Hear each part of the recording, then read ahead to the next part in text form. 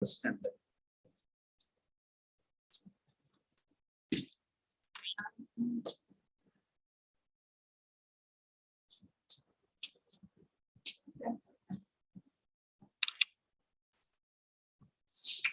is my badge clearly visible to the audience?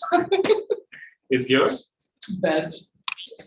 yes, the badge should be clearly visible. Yes, everyone's badge will. Yes, it is clearly visible. It is even more visible than you are. All right.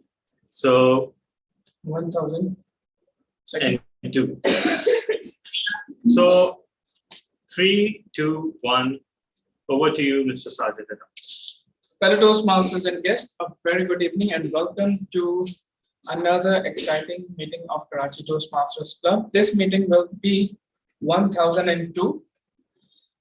We follow a few ground rules. First of all, the audience from the Zoom, you all are requested to please turn on your video so that we can have a better interaction. Second thing is that we encourage not to talk about 3 topics, that is politics, religion, and sex. Now it's time for me to welcome the president of Karachi Toastmasters Club. She served this club in numerous positions. She started as sergeant at arms, then she became the secretary, then she became the treasurer, and now she is serving as the president of Karachi Toastmasters Club. She is an iron lady. Please give her a big round of applause. Toastmaster Karachi.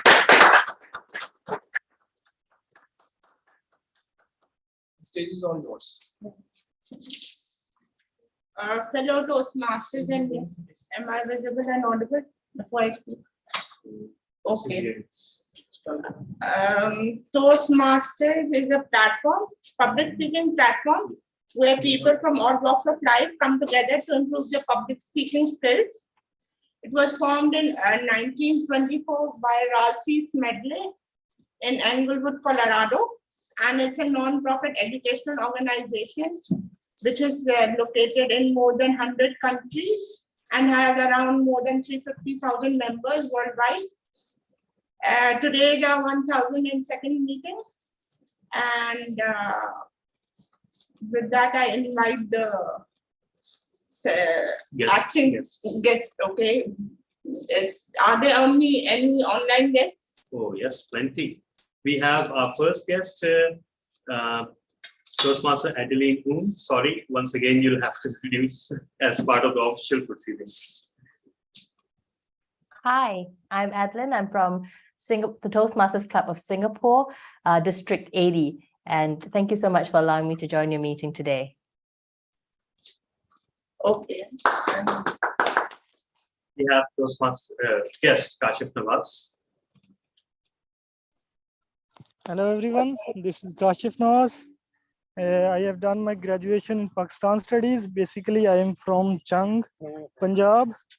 And apart from this, I am a YouTuber. I have been running a YouTube channel where I upload motivational content in English. And thank you for joining me, and thank you for giving me a link and join this meeting. Thank you. Toastmaster Irfan Farooq. Okay, yes. Irfan Farooq, can you please unmute yourself? Assalamu alaikum everybody. I'm Irfan Farooqi from Lahore, immediate past president from Century Paper Toastmaster Club. Karachi Toastmaster Club is my favorite club. I love to attend this physically or virtually whenever it is possible. And I hope after 2 weeks I will be in Karachi, and if possible, I would love to attend a physical meeting with you. Thank you, everybody. Okay, and that's about it. Any other? No other guests so far. We have, of course, Diana SN, McEnroy, SN Canada. in She is a brother. He's a brother. Oh, I am so sorry. Okay. Now I'll call the acting secretary. Yes. So DTM Tanak, the stage is shown. Yes. Karachi Toastmasters Club, there is more acting and less club officers. So today I am the acting secretary and I'll be presenting a substantial business session. I'll try to keep it brief, but we have to cover the past two meetings. The first meeting was, of course, our 1000th meeting. It had 55 participants online from around the world and 25 participants in person from around Karachi.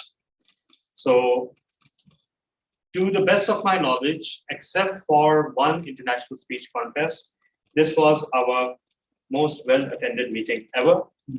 It was also our most widely attended, where people from USA and Middle East and various other cities of Pakistan, Bahrain, Kuwait, UAE, Canada, you name it. People were present from all those places. And in that meeting, since it was the 1000th meeting, it was a commemorative meeting to our and it paid special tribute to our founders as well as our stalwarts who have built this club over the years. In this very special meeting, there was no Critics' Choice Award because nobody was in a critical mood. Best Speaker Award went to Toastmaster Kareem Meghani. Best Evaluator Award goes to DTM Zishan. Best Table Topics Award went to Toastmaster Shamam Khan. Best Big Four Award went to Toastmaster Musa Kaval. And Best Facilitator Award went to the R Counter, Toastmaster Wasik. So most of them were unlikely winners because usually people with other roles walk away with awards, but these roles were performed so amazingly well that they swept their awards. Then on Saturday, we had an academy meeting, and that was also very special because we hosted a very special keynote by Toastmaster Rabia Zishan, and she expanded upon her project, which is to provide clean drinking water by salvaging rainwater to drought-hidden desert areas. What made it special was that it was attended by past international president John Lau and one of the World Championship of Public Speaking semi-finalists, Toastmaster Nazir Al-Qassam. And of course, we had advanced evaluations and it was a wonderful meeting as well.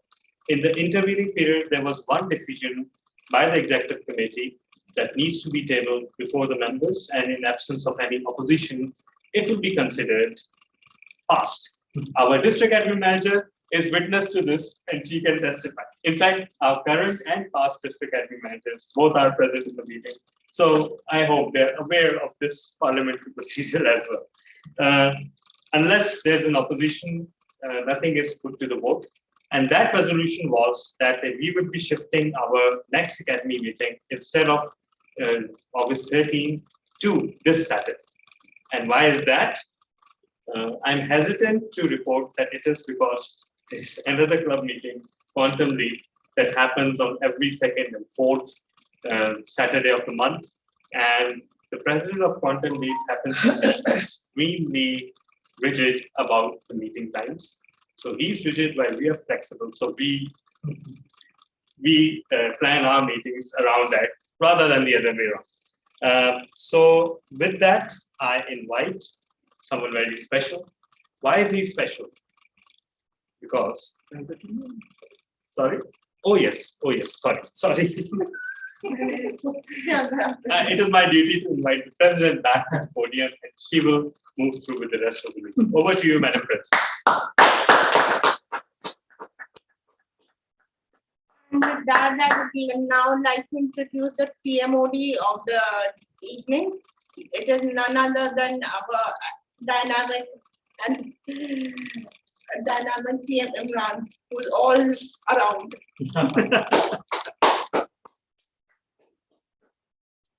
Thank you so much, Madam President, for your wonderful introduction. Fellow Toastmasters and guests, today's theme is about the canvas of life. When we born, our life canvas is blank, it's colorless. When we started discovering new things, we add colors to it. And those stories, those colorful stories will going to be told by today's speakers in Karachi Toastmasters Club meeting. So let's begin with the session. So Toastmasters meeting consists of 3 sessions. That is the prepared speech session, which we call the education session. The second one is the table topic session. And the third one is the evaluation segment. In education session, members of the club delivered their prepared speeches from their pathways. And in table topic session, the table topic master will come and invite everyone. That includes members plus guests. The table topic master will give a topic. A topic could be anything, and it is more like an extempore speech. So you have to come and speech for about 1 to 2 minutes. And this segment will give us confidence to face the like many situations, like when we are giving interviews or someone asks you a sudden question, then you need to learn how to control your nerves and reply to that question. And after that, in general evaluation segment, what we do, what we have done, and what we need to improve upon, the general evaluator will highlight those areas of improvement and also mention the strong areas of the session. The whole session will be conducted with the help of team, and with me we have number of facilitators. The first one is the word master. Do we have word master? He said that he'll be joining. Okay. You can just explain the role. Okay. The word master is also the grammarian, and the grammarian will what the grammarian will do, will be pointing out the incorrect usage of grammar. He's also noting down the correct use of grammar plus correct good usage of words and sentences. And in the end, he will mentioning the correct use of grammar without mentioning the name, and also mentioning the name with the words or sentences that were used impressively. Second in line, we have timer. And the timer's job is to make sure that the meeting proceedings are on time. There will be different timing for different segments. For instance, if the speech is for about 5 to 7 minutes, then the timer will show the green signal at 5 minutes. And at 6 minutes, the timer will show the yellow signal. And at 7 minutes, the timer will show the red signal. Since we have the physical and the online participants, so for the online participants, DTM Talha will going to change the color screen, and the speaker needs to pin the timer screens, or she will be spotlighted, or the speaker will be spotlighted. After that, we have the R counter. The R counter's job is to note down filler words like ums, repetitive words, non-connective ands. So, and he will present his report at a general evaluation segment. And after that, we have listener. What listener do is note down some interesting phrases from the speakers, and it's more like a listening test. And when he will be the listener will be called to perform his job, so he will announce the sentences spoken by random speakers and asked who spoke that sentence. The speaker who spoke it will be requested to remain silent. And after that, we have grammarian done. Have you explained word master? Word master. Word master is just joined, so maybe Okay. you can explain the word of the day. Yes. Could we have Toastmaster Muhammad Muzammil to explain the role of word master? Please unmute yourself.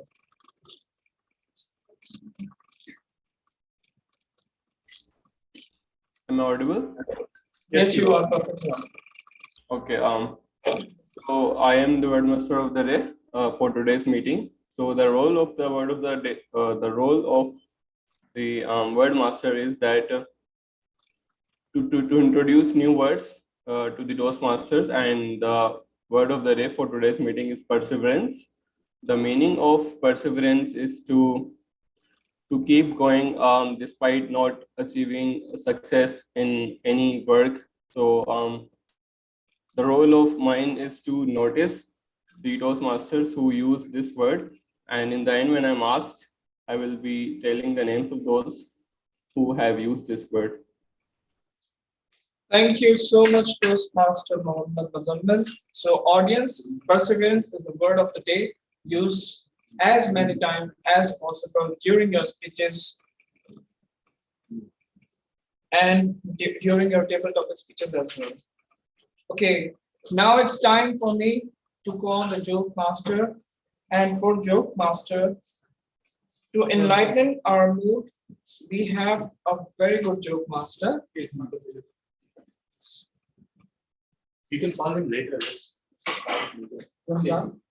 He's No. Ramzan. He's not available. Oh, Ramzan. I thought it's Azam. No.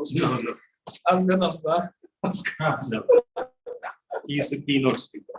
Okay, so we are waiting for our joke master. When he will come, he will let us. Yes. He will enlighten our mood. And now it's time for me to start the first session. And the first session is all about the education session. Our first speaker is the one who is famous for his crisp humor. And to evaluate this speaker, I would request the Vice President of Karachi Toastmasters Club, distinguished Toastmaster Talha bin Hamid, to introduce the objectives and the speaker. So the stage is all yours. Thank you so much. And today, Toastmaster Azhar is delivering his keynote speech. The pathway is presentation mastery, level is 5. And the project is, of course, prepared to speak professionally. The project expects the speaker to, the member completing this project has been working to build the skills necessary to engage an audience for a longer speech. The purpose of this project is for the member to practice developing and presenting a longer speech. They will deliver a keynote style speech. The speech may be humorous, informational, or any style the member chooses. And we know for sure that it will have all the styles you can imagine. The member should demonstrate excellent presentation skills and deliver compelling content, to which Toastmasters would say, short. So, everyone, please put your hands together for Toastmaster Mohammed Azhar. The title of the project is Not the Goodbye That Hurts, but the Flashbacks That Follow. Not the goodbye that hurts, but the flashbacks that follow. Toastmaster Mohammed Azhar. Mr. President, dear fellow Toastmasters and guests across the border, on 26th February 2016, my father passed away. He was the closest person I have ever lost, hence made the experience more painful. I had to suspend my routine activities. I failed to concentrate on my job and took a long leave. Death of our elders in the family destroys lives of children and dependents.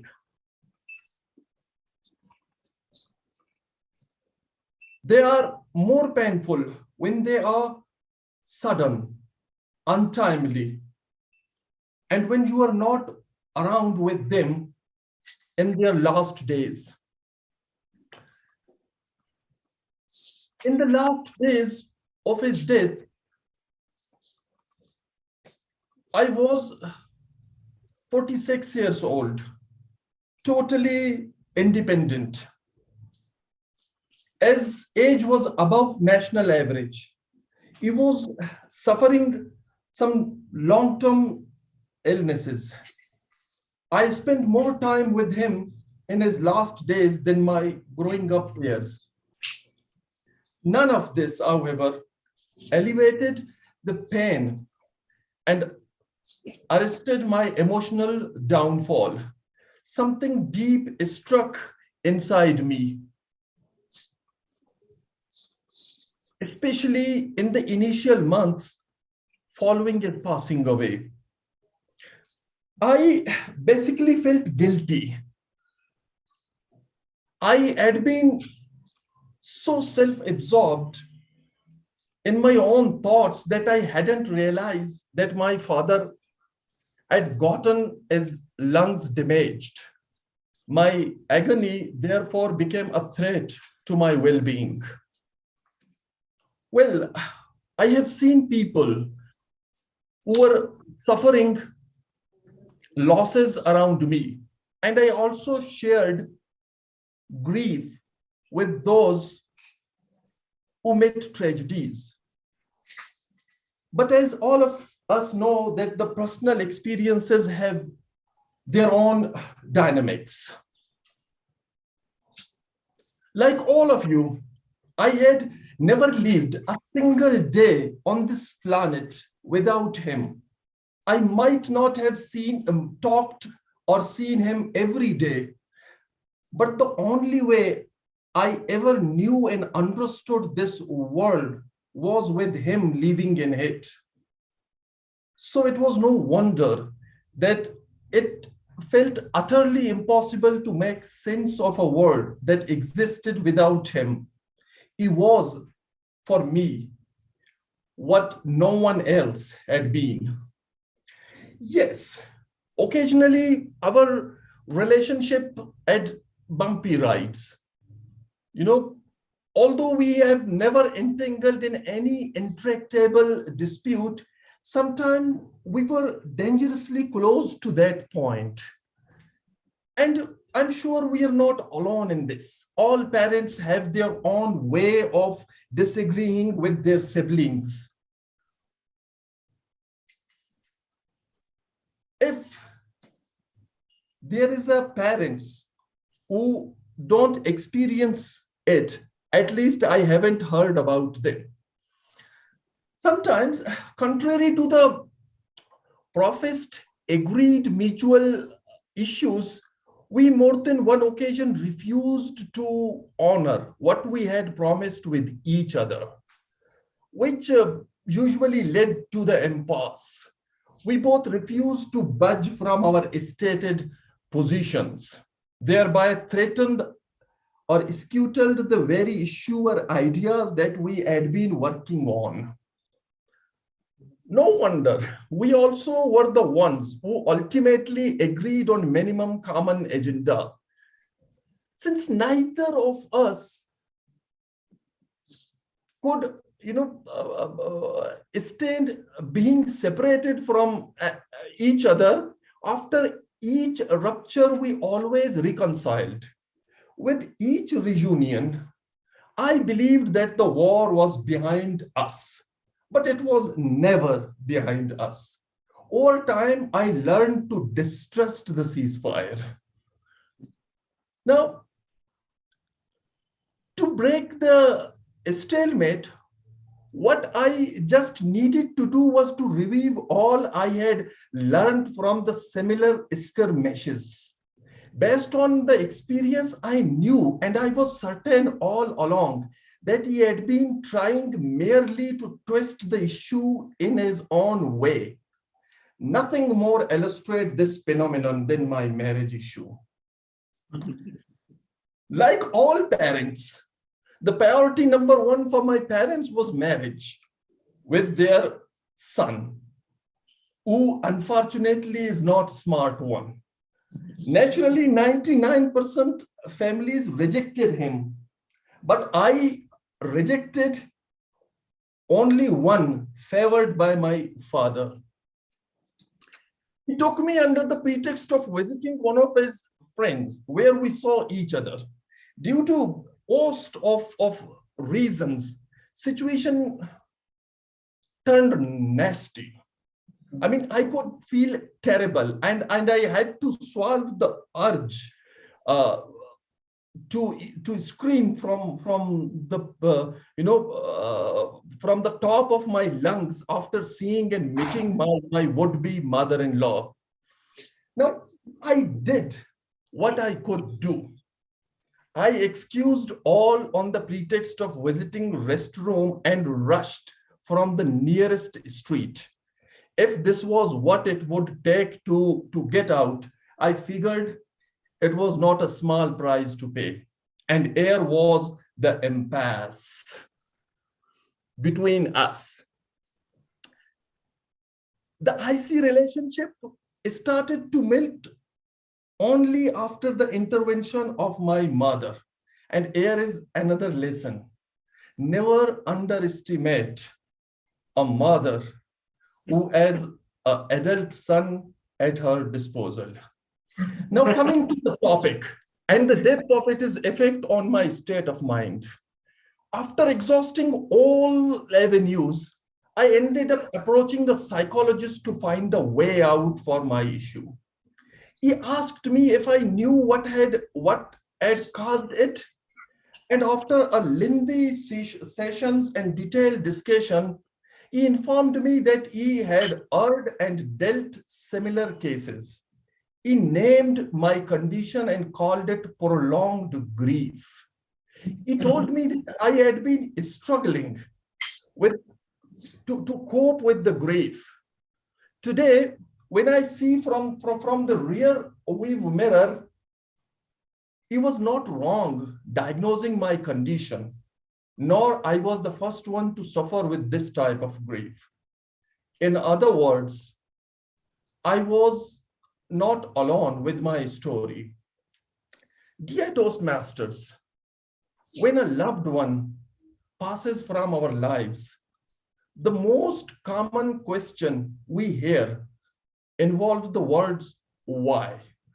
In the early days, in my case, it was the why did this happen? And as we settled into our grief, it becomes the part of why does it hurt so much? And it is possible that this question then take a philosophical form. Why do we grieve? Believe me, with the passage of time, I experienced those different set of emotions. Initially, for example, I refused to accept that he is not around. But gradually, the denial began to fade and allow the new wave of emotion to surface. I felt being angry and even did relaxation exercise. But gradually, the next phase was self-blame. What I could have done but failed to do. Now, as month passes away, this phase led intense feeling of loss and sadness, depression, and similar other feelings, which ultimately followed by acceptance of the situation, that what once was will never be again. Now, here is a caution. Acceptance is misunderstood as agreeing with the situation. That is not true. In acceptance, the new reality is still not okay. It is just the acknowledgement of the loss, acknowledgement that the loss is occur. And we have to embrace the emotion that accompanying it. It's all about experiencing a new reality and making connection with it. Dear Toastmasters, what I learned from my experience with grief may be instructive for many others. At the same time, I didn't know if it would work, but what I didn't know then and do know now is that the grief is a normal part of human experience. It's a necessary process to go through when we experience the loss of something or someone. Change is inevitable. What isn't preordained is our response. So then what will be our path to healing with grief from the death of our beloved one? I think, first of all, we need to find some sort of experience in the new reality after our loss. I personally now have a wonderful life in so many ways, and yet my brain defaults the imagining that absolutely everything would have been fine if he hadn't died. Thinking it would have been right, but that is just a make-up story, the alternate reality I wish for. Now, to me, once we accept the new reality, the second thing we have to do is to work through the pain and grief. We basically face two kinds of grief. Number one, because someone who cared us so much is not around. Secondly, we were deprived by someone who loved us so much. But we need to confront both types of grief. We, for example, have to eat our dinner with one empty chair at our dinner table. It's all about to adjust to an environment in which the loved one is missing. Now, dear Toastmaster, now I realize that when we are a speaker, we have a message to share. So here is my take. When it comes to grief, there is no easy fix. Rising tide does recede. What it leaves in its wake is matter. Feel whatever is there. It's okay to feel pain. It is okay to feel terrible. It's even okay to feel joy. Because grief doesn't disappear all of a sudden altogether. This is simply not possible. The grief needs to be bravely engaged. It is normal to guilty if you allow yourself to live again. We assume that the standard trajectory following a bereavement is a long agony followed by a slow recovery. But the reality is more complicated according to my consultant. We may laugh the very next day after the burial of our loved one. We may sob at his or her memory 30 years later. So if we are, over the time, we learn to engage with life, but that does not mean forgetting. The love and connection will continue. We in fact grow around the wound. The wound that is left is not something to be fixed. It is something to be engaged. And we need to find a way to acknowledge their lives while beginning to grow and create a life with meaning and purpose along with that grief. If you are facing a persistent trouble and agony following the death of a loved one, you can even take professional help. That is what I did. And I was not ashamed of what I had done. It doesn't mean what you are getting grief wrong. Professional help debunks many myths and dismantle other preconceived assumptions. I, for example, wrongly assumed that it is the burial day of the loved one which is more painful. Little did I know that it is not the goodbye that hurts, but the flashback that follow. Now, we need support to get us through the pain or grief. The therapy room, I think, will be a sanctuary for us. At least it was for me. We had a frank discussion. I had a frank discussion with my psychologist, and even we enjoyed light moments sometime. For example, one of the session asked me why I had faced so trouble for my father. I innocently replied, because doctor, I had only one father. Now, if you cannot go to a therapist, then even at least write or speak about your grief. You even can make it a project in your pathway. Though it may open up your private secrecy to the public scrutiny, it also you also find a collective support as a griever if you need to recover. Talking about your grief in the club as a project will also act as a catharsis. Believe me, I've been doing it for last 15 minutes. In Toastmaster, when I attend my first meeting, Toastmaster meeting, it never occurred to me that over the 4 years later, my skills could be used such a difficult subject. Today, far from emotionally draining and depressing, preparing now, speaking about my grief is one of the exciting things I have ever experienced in Toastmaster Club. And this is not without reason.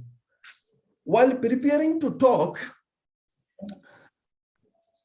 about my grief, this project enabled me to speak carefully, memorably, convincingly. It also nudged me to select my words and phrases as carefully as possible, which in turn helped me to not only recognize my emotion, but also facilitated me to express them effectively. So here is my invitation.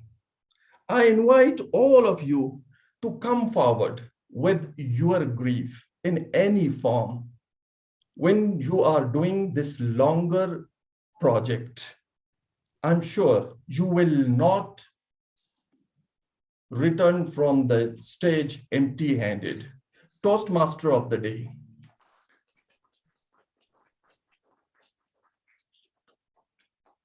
Thank you so much, Toastmaster Asghar Ramzan. What a wonderful keynote speech it was, especially the takeaway when it comes to grief.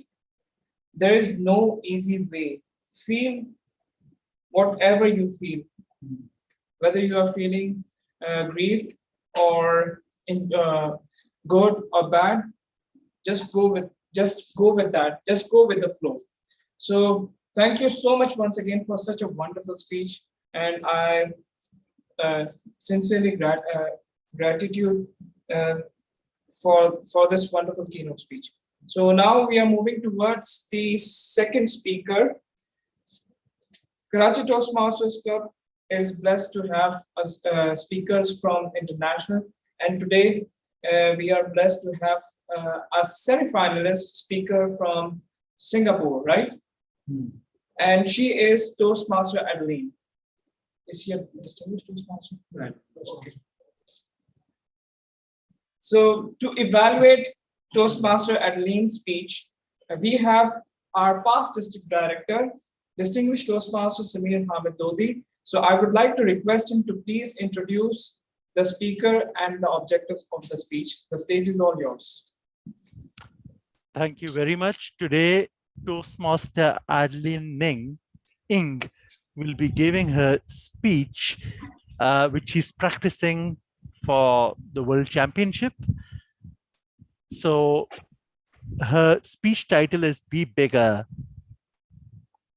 Be Bigger, Adeline Inc. Imagine you are hiking in a forest with a friend. Suddenly, you meet a bear. What would you do? Would you try to outrun your friend? What if that friend was your mother? Contest chair, anyone who's suddenly come face to face with your biggest fear.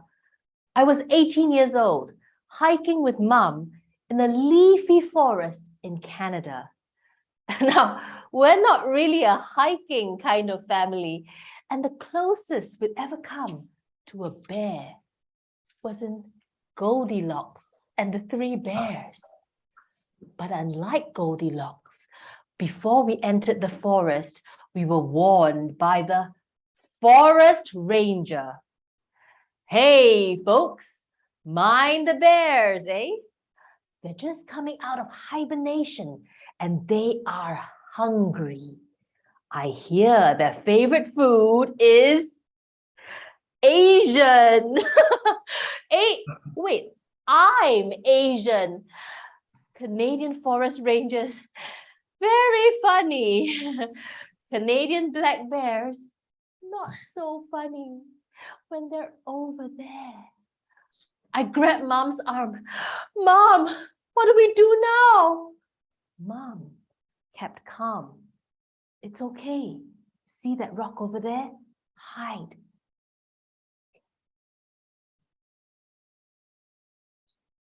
Safe for now. Mom, why don't we just hide here until someone else comes? No one is going to come. It's too late in the day. We have to protect ourselves. Mom, this is your fault. You wanted to come hiking, so you get us out of here. Mom kept quiet. I kept quiet. The bear didn't keep quiet, reminding us it was still there, hungry. Mom, why don't we turn around and go back the way we came? What? Go back up the mountain? No way. It's too dark soon. We have to keep going forward. But going forward meant facing the bear, facing my fear. Have you ever tried to avoid your fear by hiding, by running away, by blaming others? I have. A shadow fell over us. The sun was starting to set. Mom stood up. We must start walking now. But Mom, what if the bear attacks us? Then you run as fast as you can. Don't wait for me. Just run. Promise? I promise, Mom. We started walking.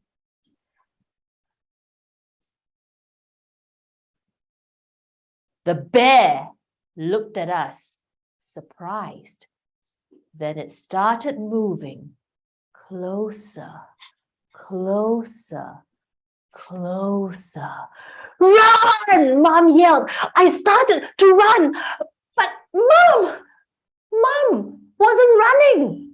She was standing still between the bear and me.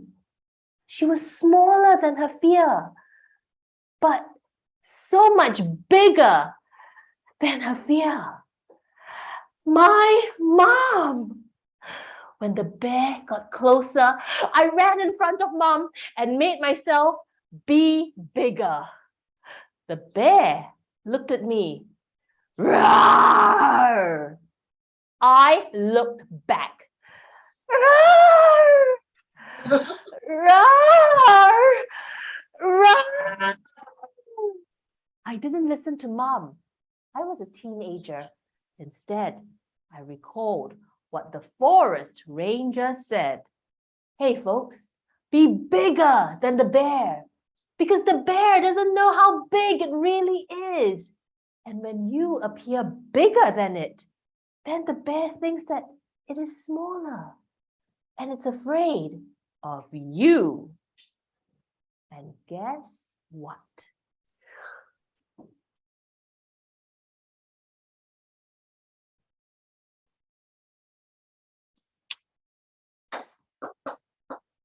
The bear was afraid of crazy, loud, not so rich Asian. I ran to Mom, gave her the biggest bear hug. My mom, come, let's get out of here. That day in the forest, Mom showed me that to overcome fear, just believe that you can be bigger than your fear. You see, fear is like the bear. Fear doesn't know how big it really is. And when you believe that you can be bigger than your fear, when you look bigger than your fear, when you sound louder than your fear, when you seem crazier than your fear, then fear thinks that it is smaller than you. In your forest of life, what's your biggest fear? Did you know that even if that fear seems more powerful than Papa Bear or more menacing than Mama Bear, it becomes Baby Bear. So the next time you come face to face with your biggest fear, don't outrun it. No, believe. And then feel yourself grow bigger. See yourself grow bigger. Hear yourself roar. And then you will be bigger. Over to you. Thank you.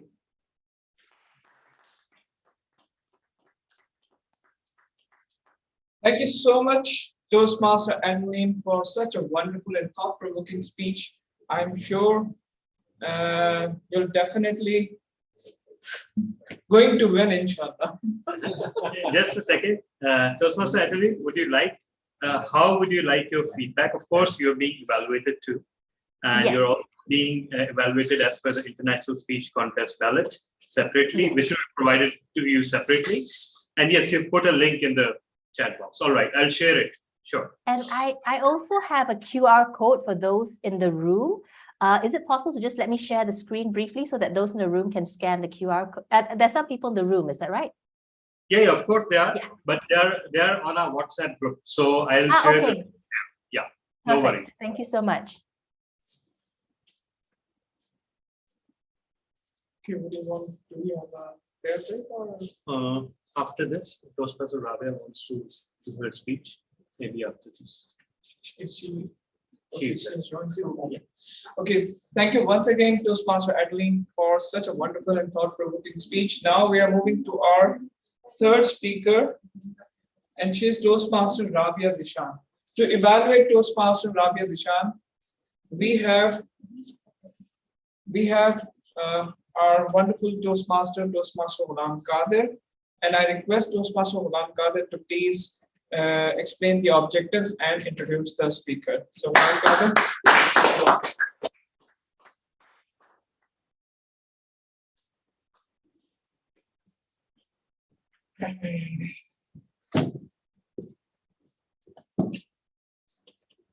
Fellow Toastmasters and guests, today DTM Zishan Abid will be doing a project from the Pathway Strategic Relationships. He will be doing the project from level 1, and the project is Introduction to Vocal Variety and Body Language. So the purpose of this project is to practice using variety of body language to enhance a speech. The speech title is My Journey of Chartered Accountancy. Oh, good. So speech length timer, please note it's 5 to 7 minutes. Wish you good luck. DTM Zishan Abid. Just give me a minute. I was thinking it was Rabia Zishan. So Yes. Wait. sir, it becomes Zishan I was Abid. thinking the same. Oh, yeah. I'm sorry for that. Wait. I was just- Actually, Toastmaster Rabia, can you wait till this is speech, or would you like to go first? It's a 5 to 7 minutes. I'll Yes. wait. I'll wait. All right. Thank you so much. So I was just waiting that let the things be done, and then I will arrange my camera. Okay. Can you please pin the timer for me? No, we can't pin the timer. We can just pin the window. Okay, let me. But I can't pin you. That's why. Yeah, please don't even try. Yeah. Perfect. When my time starts. It was 10th of June, 1978. Quack, quack. There comes a friend. And the nurse comes and tells, congratulations, you have got a son. And you know, very first thing, which I heard with those infant ears, a doctor comes. My mom was being told, this boy is a doctor. This story starts from here, Toastmaster of the day and my fellows. The life keeps on moving. The people, they get the toys, they get the guns. The boys, they get a lot many other things. You know what I get? I always get something which moves and relate to the profession of medicine. In my class 5th, I stood first in the school, and my mom goes there and she said, you know, my son, he stood first and he's going to be a doctor. Doctor, doctor, doctor. She was being so persuasive with that yes, my name within my family was Dr. Zishan Abid. The things move on, keep on doing. And when we moved to class 9, I remember that the day the teacher said that this is the book of the biology and we all have to study the biology. And then there comes a time when we have to do the practical for the dissection of the frog. And as I grab the frog, it just jumps. It moves out of my hand.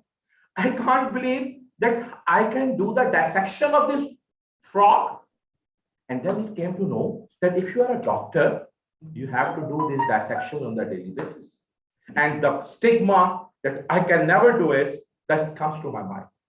The things move on. I have done my intermediate, done my FSC, got the marks. Rather moving to the King Edward, I got the admission in Punjab Medical College, and I surrender before the wishes of my parents, a typical Eastern boy. What happens next? My cousin, he came to me one day and said, see, I want to go to a college. Can you come with me? We have to go and get the form. I said, okay, let's move on. On the bike, we went. We reached there and he paid 20 rupees and got APT forms. When he was moving out of the college, someone said, stop, stop, stop. You got wrong. It should be the PPT forms. We went again and said, here are 20 rupees more. And now give us the PPT forms. Again, we were moving out and they told, who has said to you get the new form? Just cut the APT and write PPT.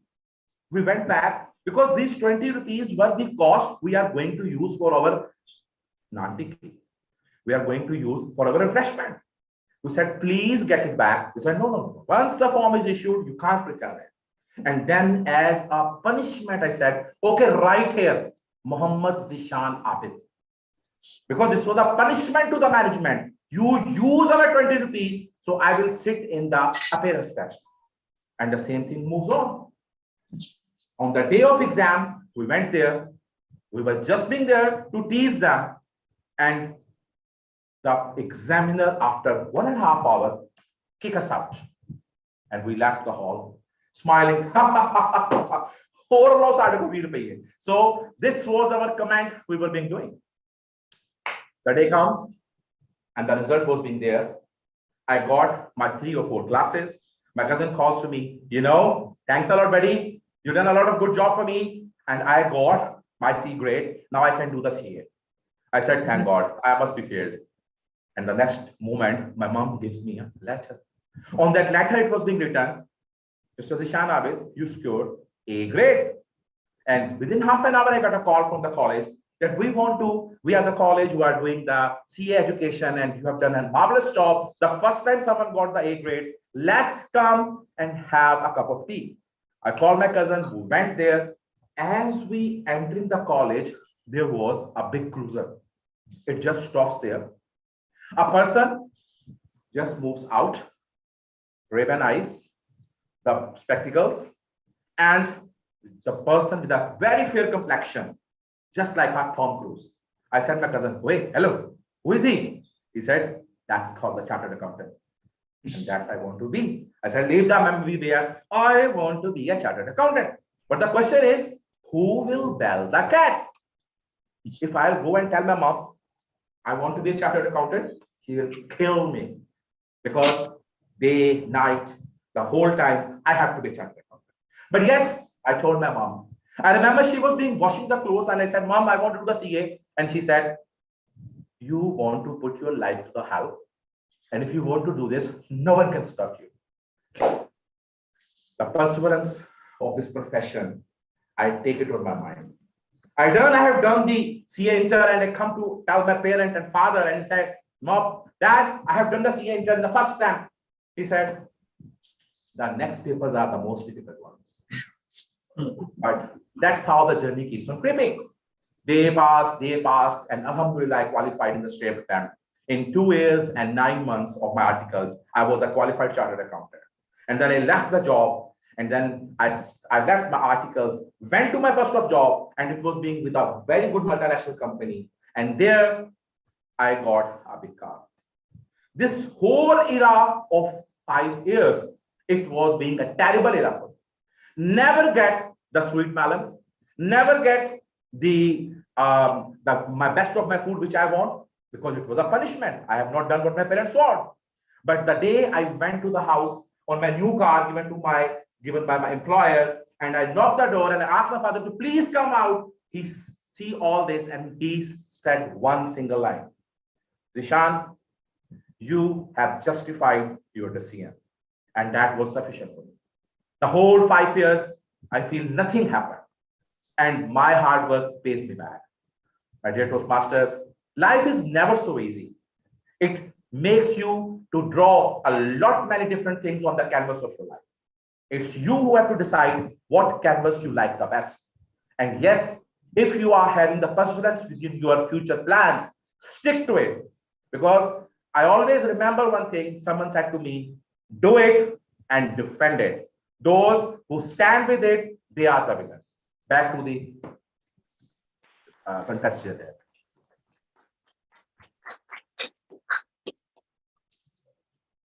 My sincere apologies to distinguished Toastmaster Zishan Abid, and I would like to congratulate him for delivering such a wonderful speech, and I thoroughly enjoyed it. Because I invited. Okay, now it's time for me to actually invite Toastmaster Rabia Zishan. Toastmaster Rabia Zishan is with us, and she will be evaluated by Toastmaster Latif Mansoor Ali. We have Toastmaster Latif Mansoor Ali with us. No. Let me ask.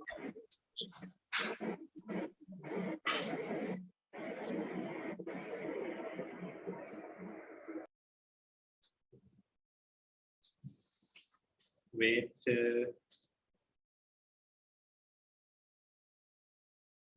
Let's wait for a few seconds, or otherwise we can switch. Let's see what he responds, if he does respond.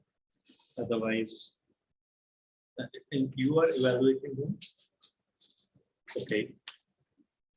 Can we request DTM South to evaluate? All right. Yes, I think it's hard. So there's a change in speech evaluator. As per KTG's No, I'm not Traditions. mentioning that. Don't worry. I've been gone through this. Okay, so now let's welcome distinguished Toastmaster Syed to read out the objectives of the speech and introduce the speech. Thank you very much, Toastmaster of the day, fellow Toastmaster, and honorable online and in person. Yes, and Toastmasters. Toastmaster Rabia Zishan is embarking on the pathway of dynamic leadership. This is a level 2 project B, which is named Introduction to Toastmaster Mentoring. In this project, she is supposed to explain a story, experience where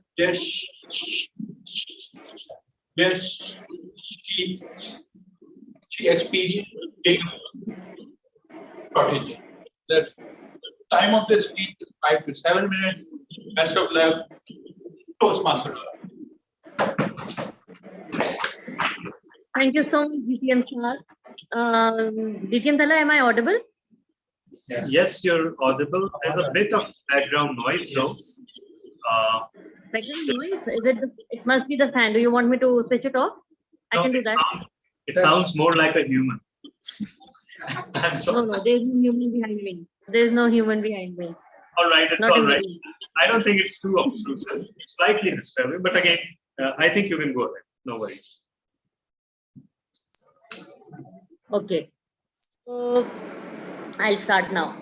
Mentor me. That's the title of my speech. I joined the annual conference Defying Gravity, which was my first experience of the Toastmasters Club or the Toastmasters experience. And I was really excited because I could see a competition going on and there were different people coming and giving speeches and debates. And I really loved it because I was a debater in my school and I used to participate in competition. And I thought, oh, this is a great platform. Why not join it? But then it happened and it went off. Few months later, the NGO that I work for, they announced that they're opening their own Toastmasters Club. And I was excited. Oh, that same Toastmasters Club, why not join it now? And I joined it. DTM Talha was our club mentor. And after a few weeks, he just very casually invited me to come to Karachi Toastmasters Club as well. In my home club, it felt like the same. I'm giving speeches. We have a competition because there are 2 people who are giving speeches and then we get evaluated and that's it.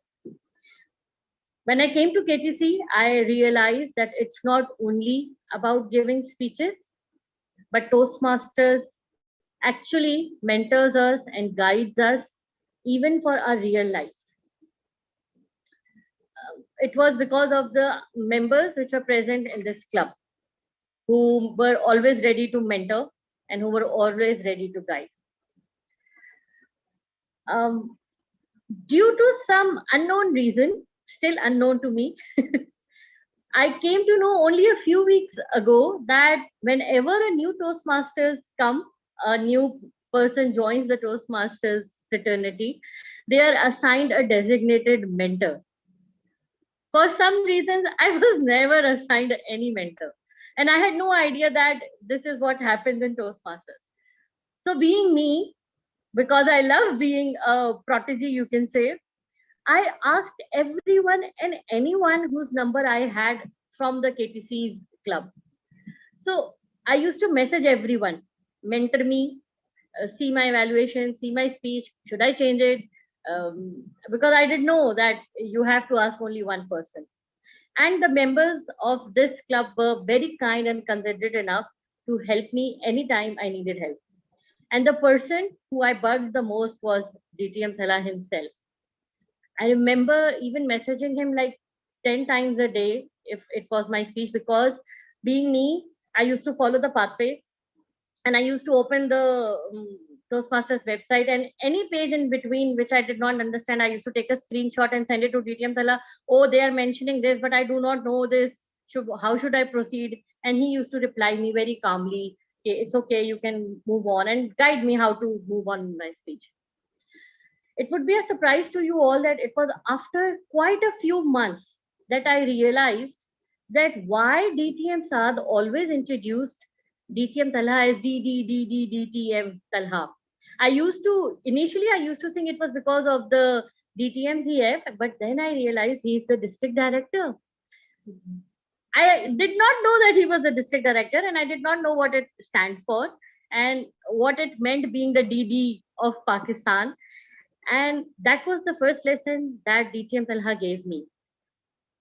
He was the district director of the entire district of Pakistan, and he never once let me felt it. That he was the leader of the Toastmasters entire district. Humility and being humble was the first lesson I learned from DTM Talha, and I'm so grateful for that, because I really believe in this quality. But it was for the first time that I saw it in a leader at a very high position. And I till now I sometimes laugh, and I am sometimes surprised at how many times I used to message him and bug him, and he never once let it know that I was a newbie and he was the district director of Pakistan. So that was the first lesson I learned as a protege.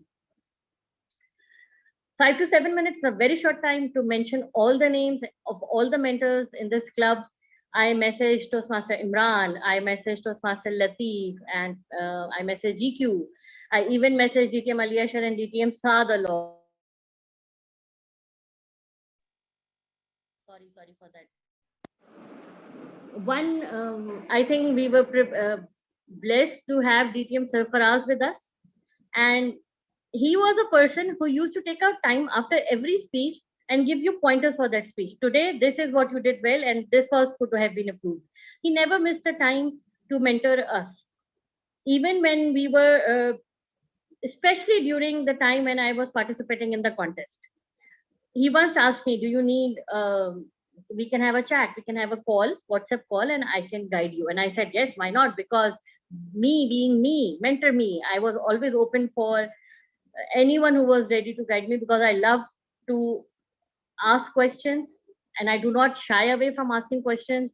I even ask the tiniest question which is possible, which I believe many people would hesitate asking, because I believe that it's up to us to learn. It's up to us how much we want to learn. So one lesson which DTM Sarfaraz made me learn while during my contest was that he told me to dress up for the online meetings, which I'm not following right now. Sorry, DTM Sarfaraz. And I was like, okay, dress up like the part which is visible on the screen. We can do that. He said, no, wear nice shoes, wear nice clothes, dress up as if you were going in an in-person meeting. And I asked why. He said, because you get that proper professional feeling of giving a speech and you're prepared for it because you're dressed up according to it. And believe me, it's a tip for all the members, for future contestants. It really helped. If you wear good shoes and you are dressed up properly, even though the online screen cannot see that, but it makes you more confident and it makes you more presentable, and you feel more in command of yourself. You are more confident of your own. I remember that because in my finals, when I was getting ready for the contest, I took out the perfume and I started spraying, and my daughter was like, Mama, you're going into the office alone. Why do you need the perfume for that? I told her, no, I want to feel prepared and ready, and it gives me the feeling of being in control. So these are the two lessons which I think were the best learning of my life as a protege, being humble and humility from DTM Talha, and preparing for yourself, not for others to see. Because if you prepare for yourself to feel good about yourself and being confident about yourself, that's what matters most. Thank you. Back to you, Toastmaster of the day.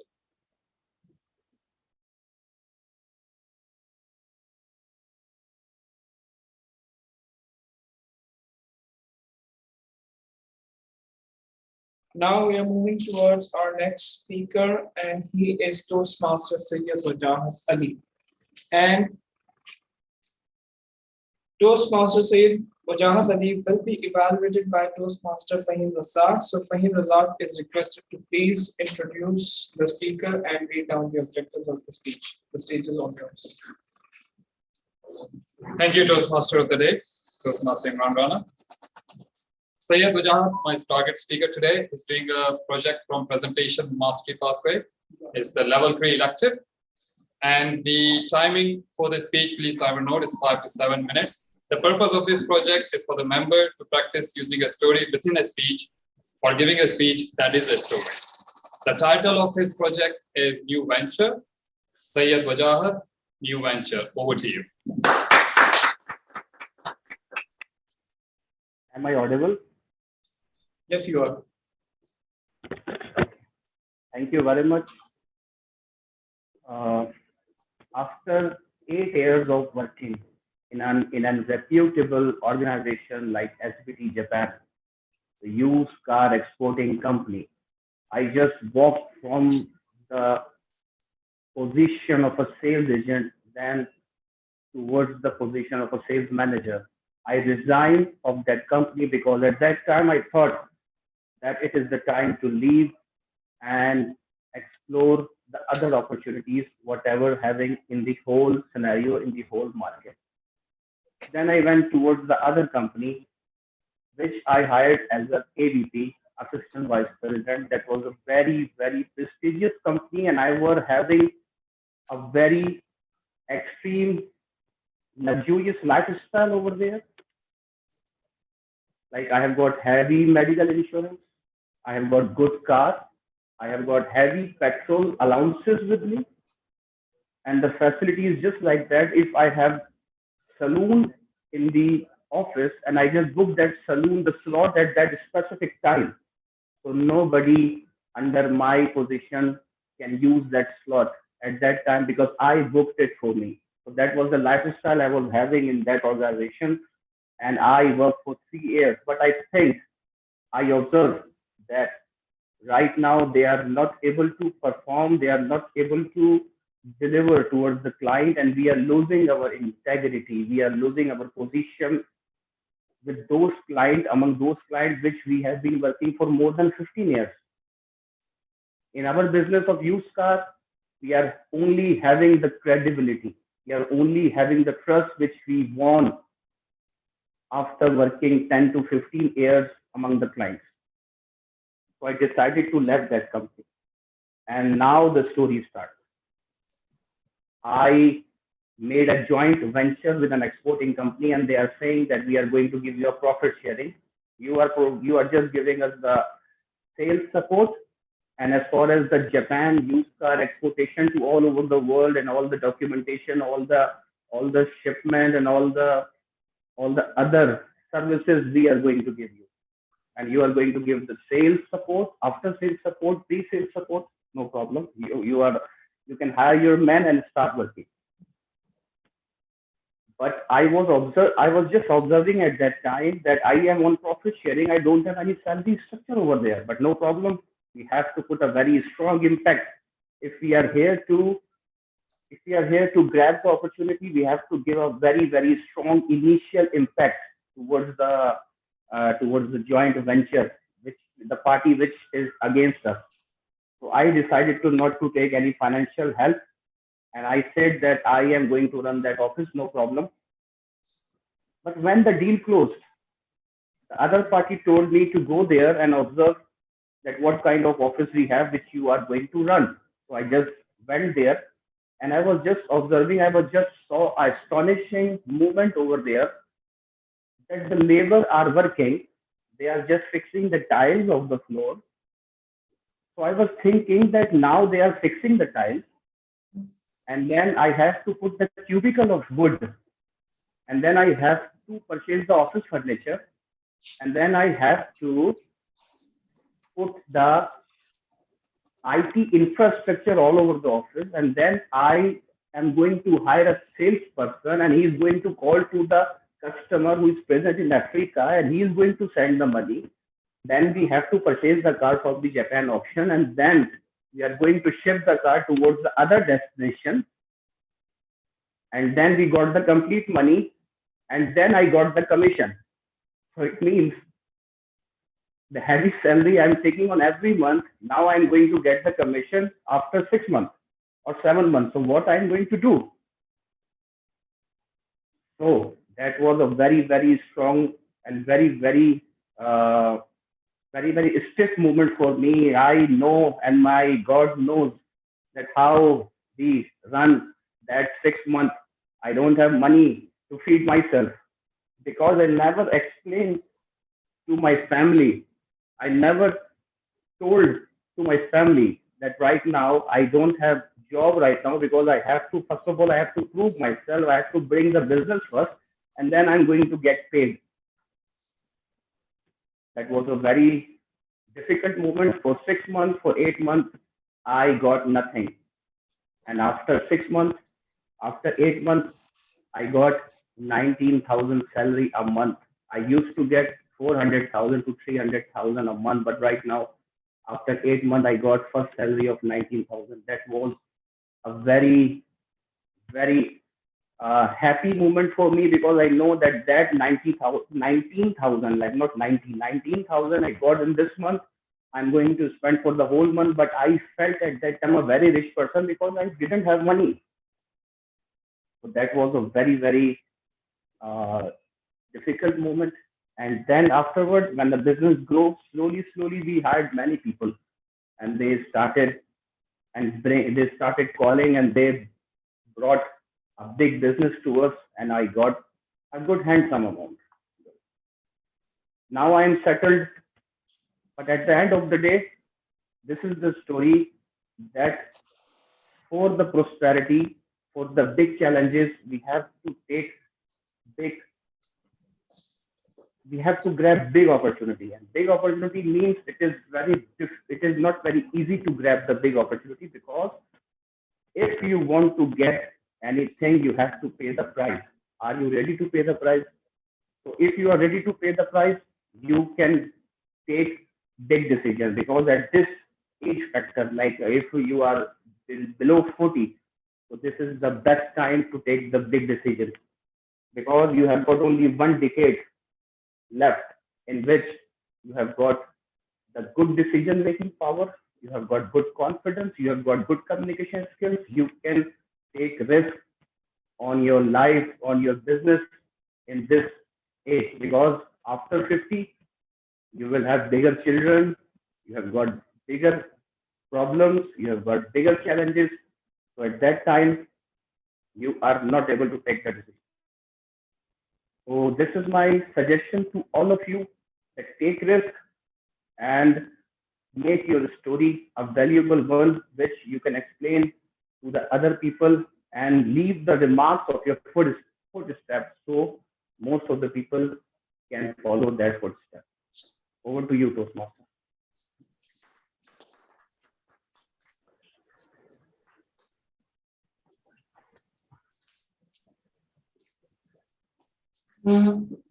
Thank you so much, Toastmaster Rajahat, for such a wonderful and inspiring speech. Now we are moving towards our next speaker, and he is none other than distinguished Toastmaster Syed.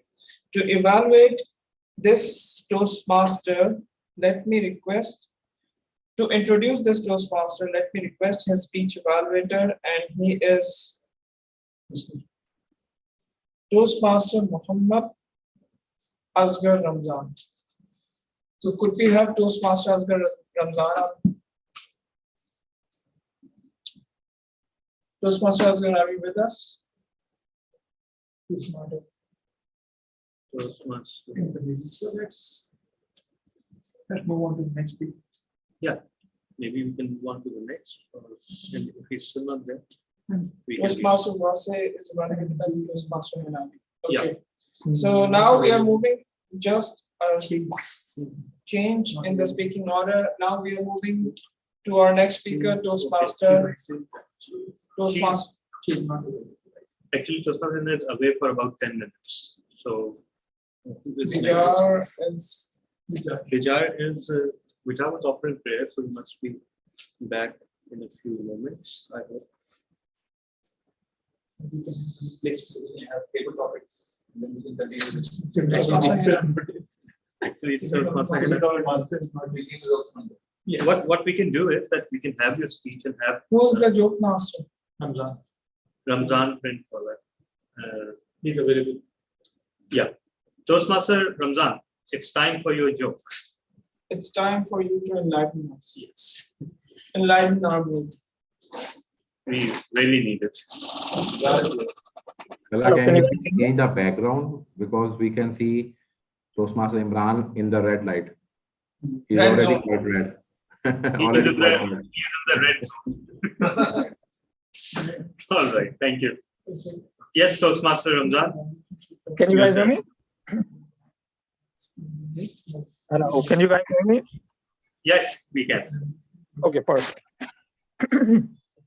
Thank you so much, Toastmaster of the Day, for inviting.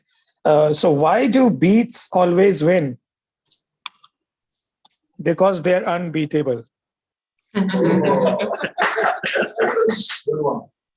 Why are elevator jokes so good? They are animated? Because elevator. Elevator.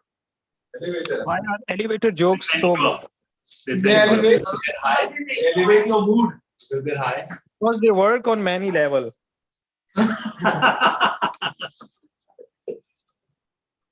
Why can't your nose be 12-inch long?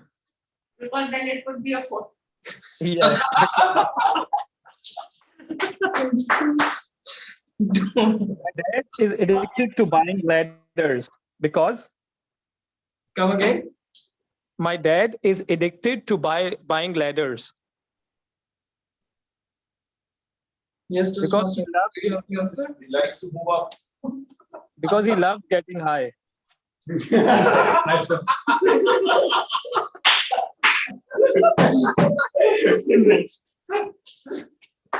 Why did traffic lights say to the car? What did traffic light say to the car?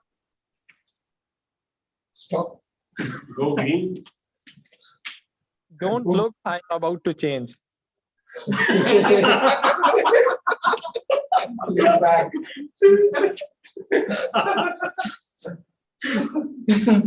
So, and that's about it from my side. Great. Thank you so much, Toastmaster Ramzan bin Fala, for such a wonderful joke. Yeah. Now we are moving to our speaker, Toastmaster Bijar. He will be delivering project from Persuasive Influence, and the project title is, just a minute.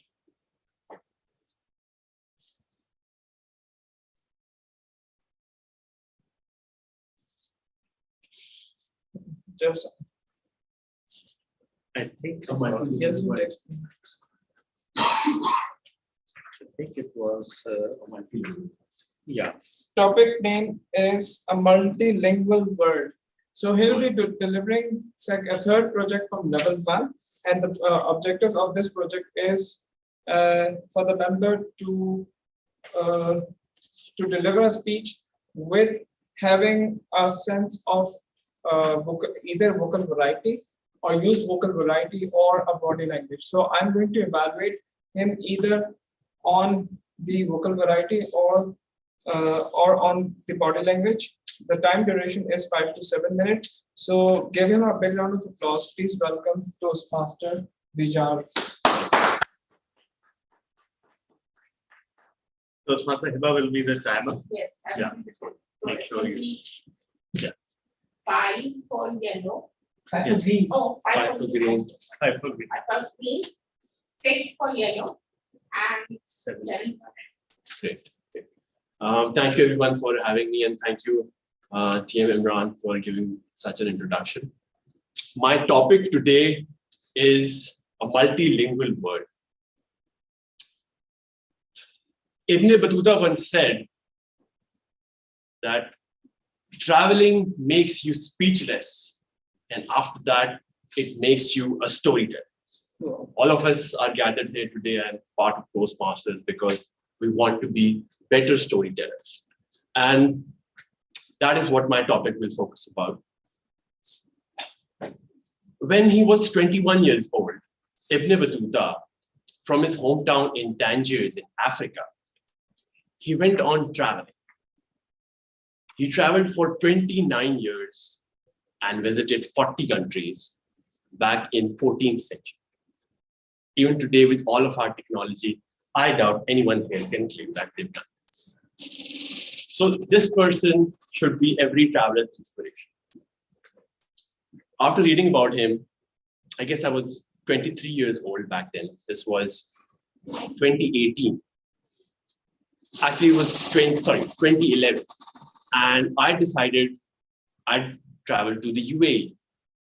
But unlike him, who traveled for 29 years, I only traveled 15 days and came back home to graduate from my university. For the next few years, I was busy with my career and a lot was happening in my life. And so there was no travel up until 2018.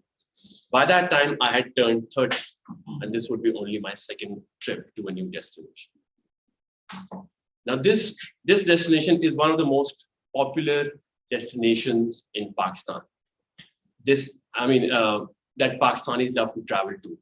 If anybody wants to take a guess over there. Any other guesses? Yes. Oh, yeah. So myself and my family, we as a group of 4 decided to travel to Turkey. My younger brother, who was a student in Germany back then, decided to join us from there. This was about October, and we took our flight to Istanbul. We stayed there for about 2 weeks, and the weather was perfect. The sun was shown almost every other day, and only 2 to 3 days we saw scattered showers, and we enjoyed our trip thoroughly. During this trip, one of the instances that struck with me was about a university trip that I wanted to make. There is a university called Zabanji University, and it sits on the Asian side of Istanbul. Istanbul is the capital of Turkey, and it is the only city in the world that is on 2 continents. Part of it is in Europe. There's a bridge in the middle. You cross that huge bridge in probably 20-30 minutes. And on this side is Asia. So I had to make a journey from Europe to Asia. And I did not know the language. Turks are very particular about their language, and it will be almost impossible to find English-speaking people. But I still decided to try my luck.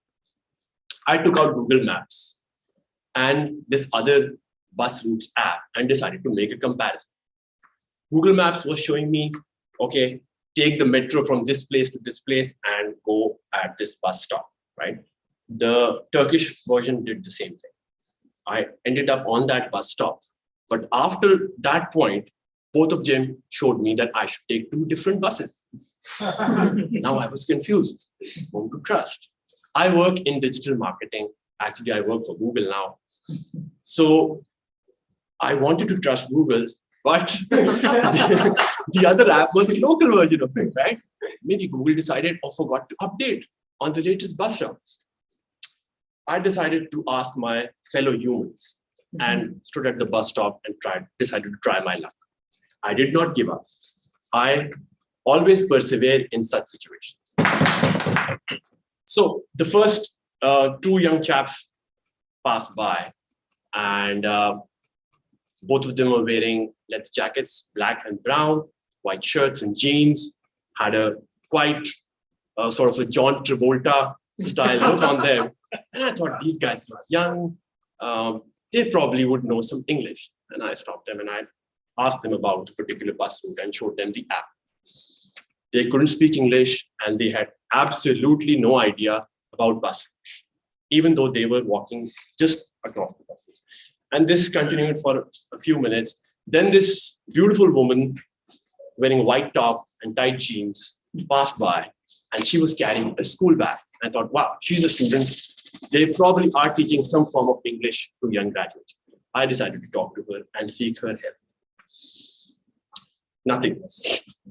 No results. She also did not speak much of English, neither knew about buses. After waiting for about 30 minutes and asking 8 other people, right, finally found my savior who told me that this particular bus is the right bus to take.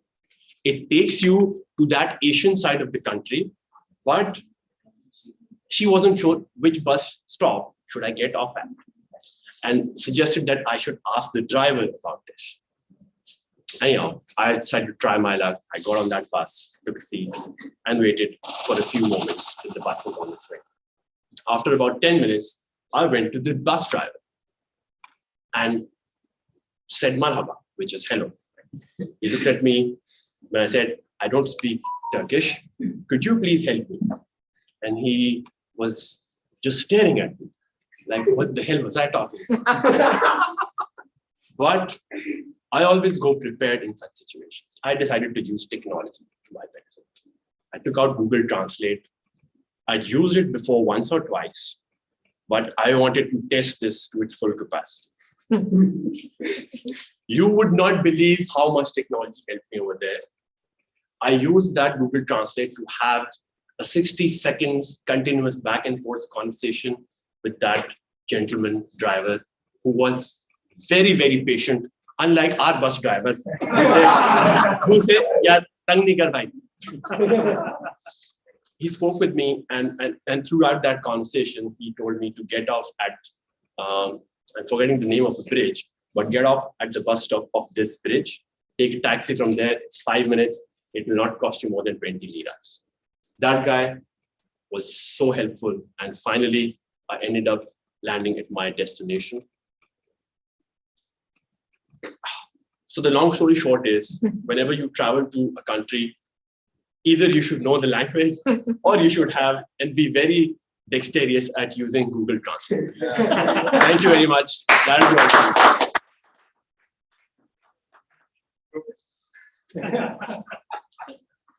Thank you so much, Toastmaster Bijar, for delivering such a wonderful and lively speech. Now we are moving towards the next speaker, and he is Toastmaster. Is your availability present in the meeting? Toastmaster Hina, are you in the meeting? Yes. Toastmaster Hina, are you there? What about Toastmaster? He isn't in the meeting. Wait. Why not we use Toastmaster? Never. Wait. Let me look online. Yeah. Toastmaster Hina, do we have you back? All right. Yes, I think we can then ask Toastmaster Hina. Toastmaster Hina, could you please evaluate Toastmaster Vase's project? Okay, so moving on to our next speaker, we have Toastmaster Vase Ahmed, and he will be delivering a project from Dynamic Leadership. The evaluator of Toastmaster Vase is now Toastmaster Hiba Reishan. So I request Toastmaster Hiba Reishan to please level and project for evaluation and feedback first project. It's easy. But still, I write a speech. Okay, let me, if you want, I can. So the objective of this project is for the member to deliver a speech, receive a feedback, and incorporate those feedback in your second speech. This will be your first speech, right? Second speech. Did you receive the feedbacks from the previous evaluator?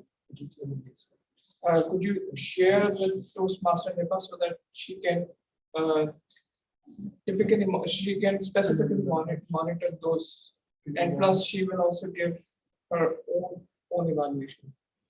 Okay, so the speech title of Toastmaster Vase Ahmed's speech is Cues of Life. Time duration of this speech is 5 to 7 minutes. Let's welcome Toastmaster Vase Ahmed. Please give him a big round of applause.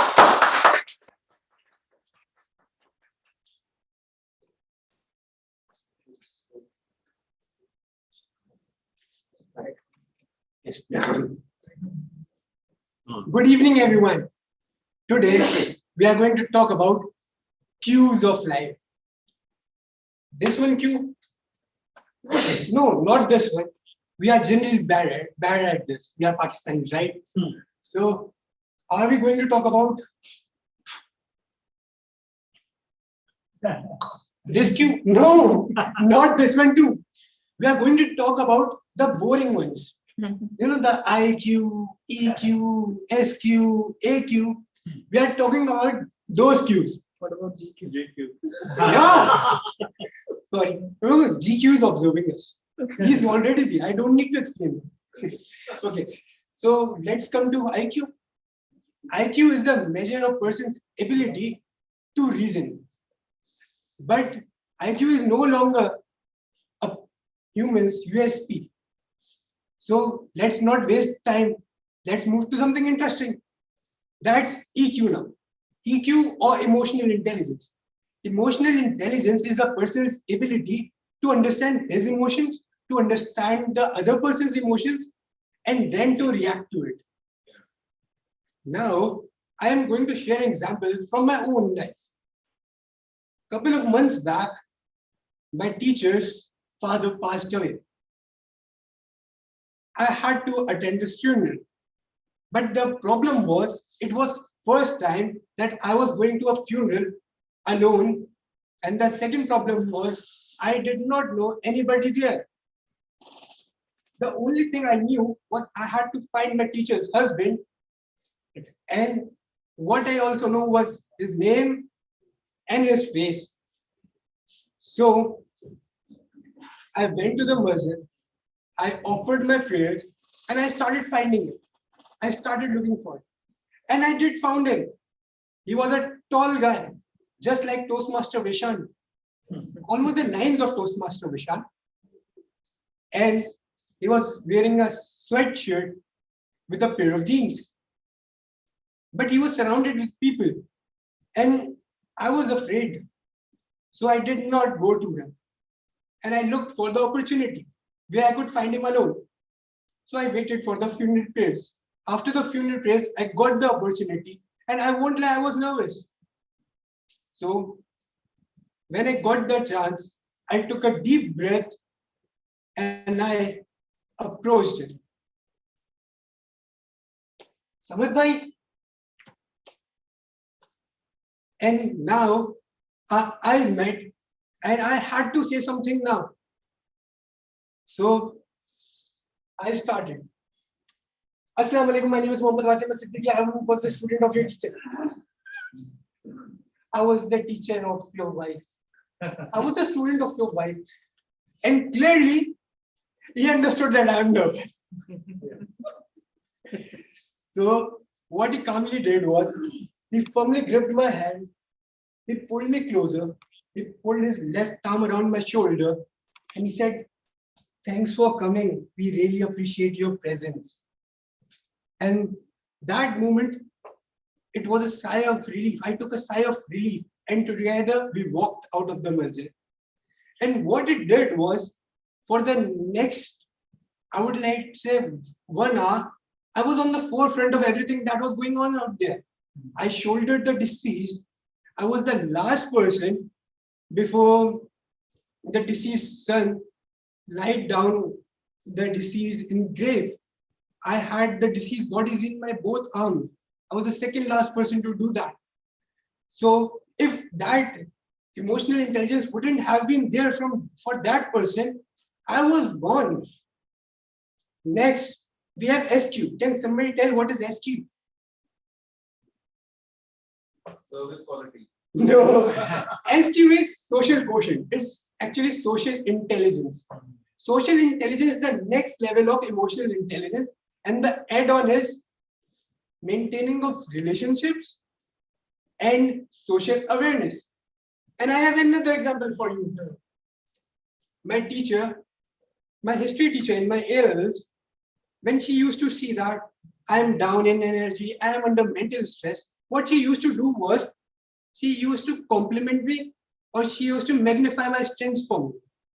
Mind you, she did not ask me what the problem was. She never used to dig in. Did that used to solve my problem? No, it did not. But it used to give me enough confidence to face them. It used to enlighten me. Why do I think that is a great example for social intelligence? Because she understood me. She understood her own emotions. But at the same time, she took care of a student-teacher relationship and the social surroundings that we were in. She did not compromise on her professionalism. Now, it's time to move on to AQ. AQ is adverse quotient. Adversity quotient. Adversity quotient is how do you react in adverse circumstances? How do you react to problems in your life? I'll move to the most important thing, that how I react to the difficult parts of my life. First can be talk to the experts. Second, which I don't use now, that is went out to someone I trust. Third, and the one which I use the most, is I do diary writing. I have one more of it, and trust me, these diaries are the symbol of my perseverance. And the last thing which I do is that I don't try to control those things which I can't control. I let them on God's will. I do my best and move on. That's it from my side. Thank you.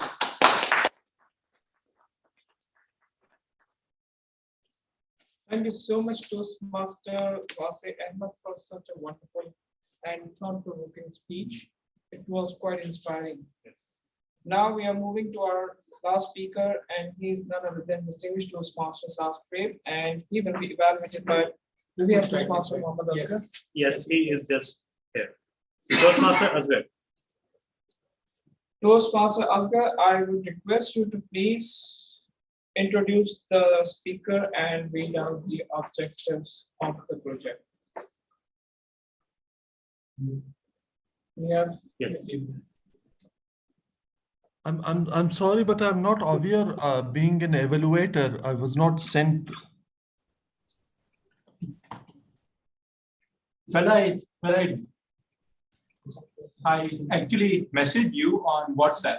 You can just check. Can you just check? Who messaged me now? Me, Syed.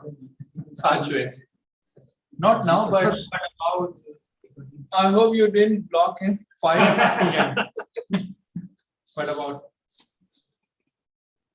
Okay, this is the what? Yes. Over here, I get it. I'm sorry. Fahad. Okay. Saad today is delivering his speech regarding understanding vocal variety. The purpose of the speech for a member to practice using vocal variety to enhance a speech. This is the pathway the Saad following is a presentation mastery. The speech consists from 5 to 7 minutes. The title of the speech, I saw it up close. Over to you, Saad.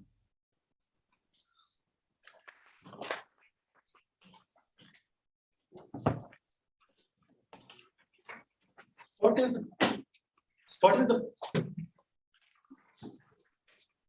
first thing which you think of when you hear the word amusement park? Anything? Rides. Rides.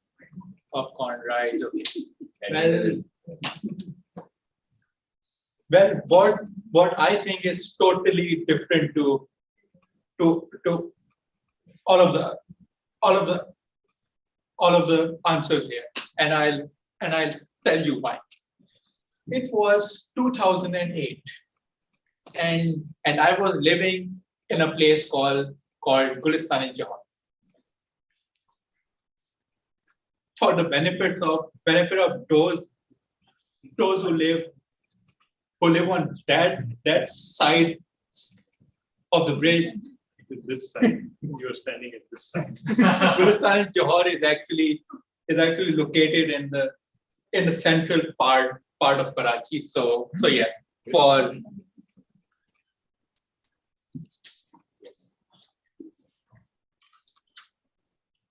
the knowledge of the online audience who are not in Karachi and those who live on that side of the world, which I've been just told. So yes, it was a fine day, like any a day. The sun was shining, the birds were chirping, and in that came boom, wow. I was like, what? I was actually on my bed because that was early morning and I had vacation. I was like, what happened? It turns out that all of my cousins came to our house and it was the perfect started day, which was totally abrupt with all the noise, all the things from here to there and all of that. Okay. I was like, okay, let's see. My mom said, son, all of your cousins are here, so let's go out.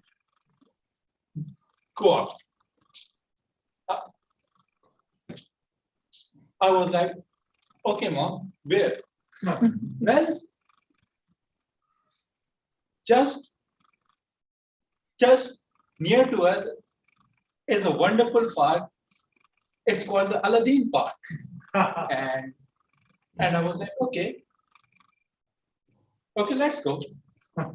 That was the first time I actually went to the Aladdin Park. But I was like, okay, if mom said,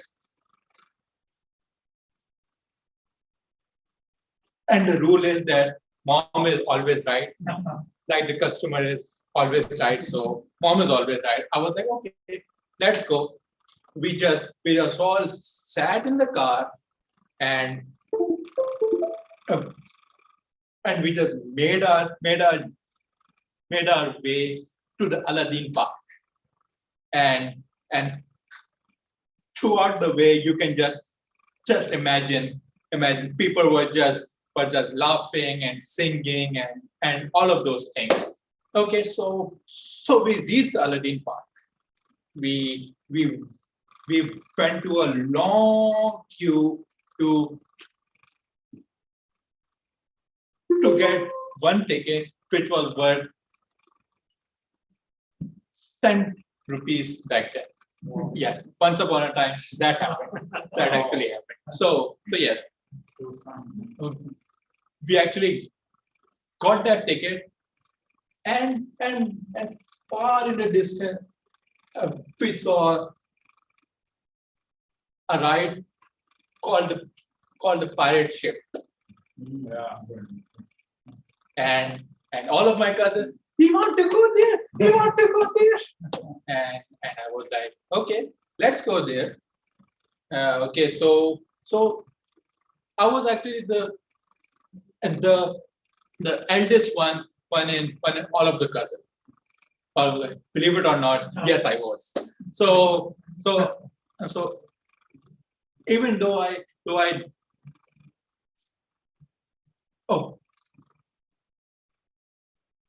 was not willing to go there, but I had to. Okay, we just bought the ticket. We sat on the ride, and we just sat on the ride, and then the man came. He locked the door, the ride started. We went backwards, we went forward, backward, forward. All was fine. But then suddenly I realized it was a noise of ping. And I was like, what was that? The reeling that was supposed to keep us safe while the pirate ship is moving upwards and downwards was broken. Oh my God. And we were just moving.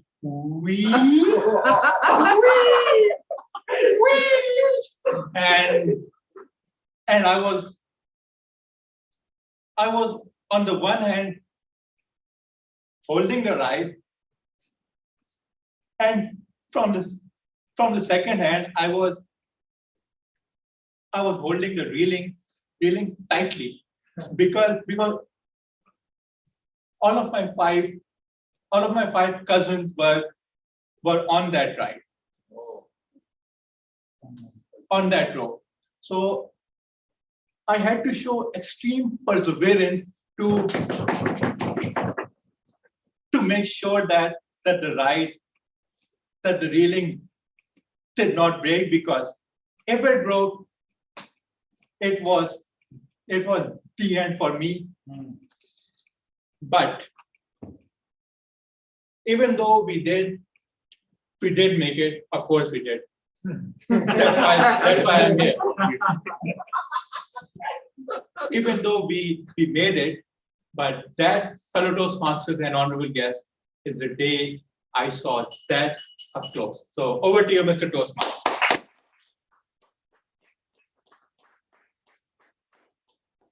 Thank you so much, distinguished Toastmaster Sashwe, for such a wonderful and engaging speech. Now it's time for me to ask the timer that everyone qualified for voting. Yes, everyone is almost qualified for voting except for DTM pathway. Just came on. Yes, 7 minutes 56 seconds. You're the president, so you're the president. When did you show the red light? Because Father said That was not on. I did. You're the president. Please decide Yeah, whether please. you want to. Just do it. If you did not see it, I will let it go. Oh. And there was some fault at my end because I did not copy. I was with my attention was somewhere else. I did not show him the green lights. So Yes. Okay. What we can do if we I add. think we could give him that leverage of being qualified. So since it's a technical issue, so we can adjust the 30 seconds margin, and with that he's qualified. That's it. So everyone is qualified. You all are requested to please cast your vote for the best prepared speaker. And now it's time for me to call the. Now it's time for us to move for the second session, that is the table topic session. And for that, let me call a senior Toastmaster. She is quite elegant and simple and inspiring Toastmaster. Please welcome Toastmaster. Also your successor. Assalamu alaikum. Hello. Good morning, good afternoon, and good evening, fellow Toastmasters and guests. Today I'm your table topics master. And very quickly, I'm sure a lot of you know what table topics is. But to me, it's that skill that we sharpen every time we come on stage to know what to think and say if we're instantly put on the spot. Imagine stepping into a lift and your boss or your boss's boss is in there, greets you, and then suddenly asks you a question. Now, and you're stomped. You freeze. You don't know what to say. So what does table topics do for you? It helps you to practice thinking on your feet, getting your thoughts together, and saying something that would not only just make sense at that moment, but probably impress someone and change your life forever. The colors on the canvas of your life are something different then. So today, I've been asked to do a very quick and short table topic session, 4 speakers. And what I've done is I've chosen a few quotes. Let me just tell you all again about the timing of these speeches. I'll be sharing a topic with whomever speaker I invite. I'll share the topic twice. So invited speakers as well as audience, listen carefully, and the stage will be over to the speaker. Each speaker has between 1 to 2 minutes to speak. And what that means is on 1 minute, you'll see the green light. At 1 minute 30, you'll see the yellow or amber light. And at 2, you'll see the red light. You will be qualified to speak if you've spoken for more than 1 minute or less than 2 minutes and 30 seconds. But I will always also let you know, if you speak are silent for more than 30 seconds, this can also indicate disqualification. That is right at the beginning when you're maybe thinking about your thoughts. So very quickly, 4 topics that I have are 4 quotes that I came up with on the topic of the canvas of life. I'll share those statements and then have possibly a rhetorical question for you to answer. For my first speaker, may I invite Toastmaster Imran Faruqi. Irfan.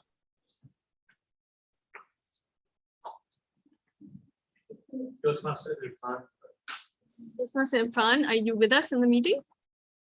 Yes, he is.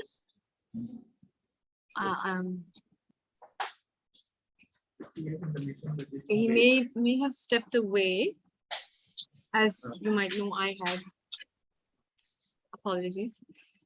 Okay, we'll come to him later then. Yeah, we'll come back to Toastmaster Imran Faruqi. I would like to share a topic with our guest Toastmaster, Diana McEnroy, and I'll be sharing it in the chat with her.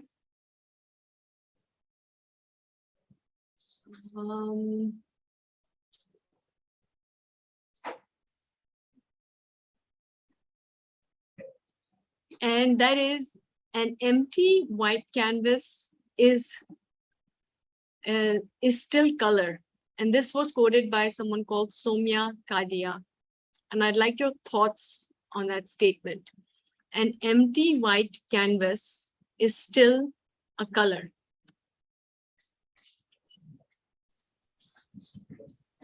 Okay. I will share that with her in a moment, and we will ask for her thoughts by the end of the session. I'd now like to invite Toastmaster Syed Azam Ali. Toastmaster Azam, are you available with us? Yes. Great. Yes, Toastmaster Azam, I have a quote for you. If you're to choose to paint your life today, what will it be? Remember, you're the artist and not the canvas. This is by Val Achandu, who is an artist. If you're to choose to paint your life today, what will it be? Remember, you are the artist and not the canvas. Toastmaster Azam Ali. Thank you very much, Topic Master, for giving me this interesting topic. Just one moment, sir. Just quickly, please try to use the word of the day, perseverance. Thank you very much for giving me this topic. If I have to choose to actually portray my life, then what I will do. Thank you very much. Well, I have to make my life, what I understand with the topic. And what I will do that I think my life is beautiful. In life, we face so many things, and since the start of my childhood till today, I have seen so many phases of life. These include the bad phases, these include the sad phases, these include the wonderful phases. Sometime in the past, I thought that I that life that I should live my life, and life is different. At that time, I thought that I had changed my life. That I live my life. Life after my second graduation, and I had that result. And I was very disappointed. And at that time, I was that I should live my life. I got the power. But as the life was on the budget, and I my life, and I got it well. And then I helped back. I very bad. I have very life. And I was also so you part but that part was necessary for my life. So that makes me to work for a better future, and that time with my personality. So that's why I game that I read my life again. Then I will go for the same life. I don't even bad even again in my life, because they all that because I finally if I got the job to in my life, I would find the same life. Thank you. Thank you, Toastmaster Azam. I wasn't entirely able to catch what you were saying, but I'm hoping the audience could. Okay, thank you. I'd like to now invite a guest from our meeting. Is Muhammad Ali available? Yes, he is. Yes. Is he there in person, sir? Yes, he is. Yes. Can we have you on stage, Muhammad? On the way.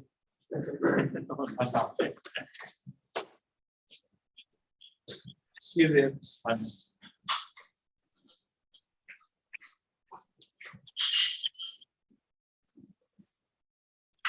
Okay, guest Muhammad Ali.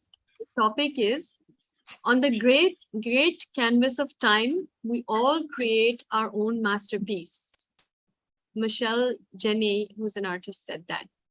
How far or near are you to creating yours? On the great canvas of time, we all create our own masterpiece. How far or near are you to creating yours? Can you see the timer, right? Yeah. Muhammad Ali. So basically, in my life, I'm at the moment where I have a wife, I'm married, and I have two lovely children, and I'm basically I'm an investment banker, and for the past 6 years, I was working in a different capacity as a quality analyst in a software house. So nowadays, after working in that company shut down and a lot of people were laid off. So now I'm looking back, it was a blessing in disguise. Now I'm looking back to going back into investment banking because that's what my forte is. And with my perseverance, I would like to find a job that involves finance or investment banking, and hopefully from there I go on. And I'm also a very good tennis player, so I would like to, in the past I've played tennis tournaments and I've been very good. So I reached quarterfinals in one of the Sindh Open tennis championships. So my aim, apart from going back into investment banking, would be to win or at least play very good at the state or the national level for my lawn tennis. So that's how my timeline of my canvas life is at the moment.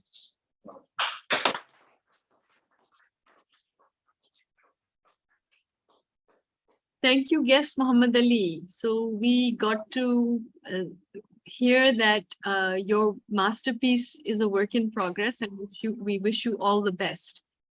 Thank you so much. And for our final speaker,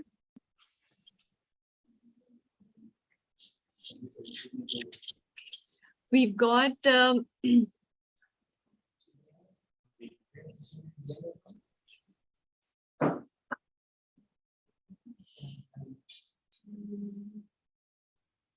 on the canvas of life, every sweep of the brush matters. It counts for something. Scott Hasty, a philosopher, a psychologist, said this. What was that sweep or master stroke for you? This is the topic, and I would be, I'd really like to know if somebody would like to speak on this. I haven't invited anybody. Is Irfan Farooq back? Farooqi? DTM Zishan would like to speak. Okay, great. DTM Zishan, so your topic is, on the canvas of life, every sweep of the brush matters and counts for something. What was that sweep or master stroke for you? Thank you, Table Topic Master. The life is not the game of cricket in which you just have to stand and wait for the ball, but it's the game of football. You have to strive for it. You have to make the way. You have to make the move, and you have to catch the ball. Remember, if you want to do this, you have to make sure that the life which moves like a canvas, your each canvas stroke is being important. It is going to do something which you can't undo in your future life. This is something many of us don't remember. We go and have the opportunity, but we just lose it thinking that it will come again. If you are being standing in a cricket match and the ball is coming to you, make your full effort that you can throw the ball out of the park. Because if you take it that this ball is not going to be good, might be there comes a good ball. And if that good ball is not being hit with the full thrust, it will not be going out of the ground. Same what the artists say, same what the life philosophers say, that is being always one thing. Take your e-stroke as one of the best ones so that you can never repent. Be perseverance in your life. Be positive in your life, because remember, the stroke you can do, the image you can build, the canvas you can fill, the color you can draw, that is being something which is the masterpiece. Masterpiece don't need something extra. It just need the mild perseverance. It just need that you have the focus on the canvas of your life. It just need one thing, and that is your commitment. So each stroke is the master stroke. Back to you, Table Topic Master.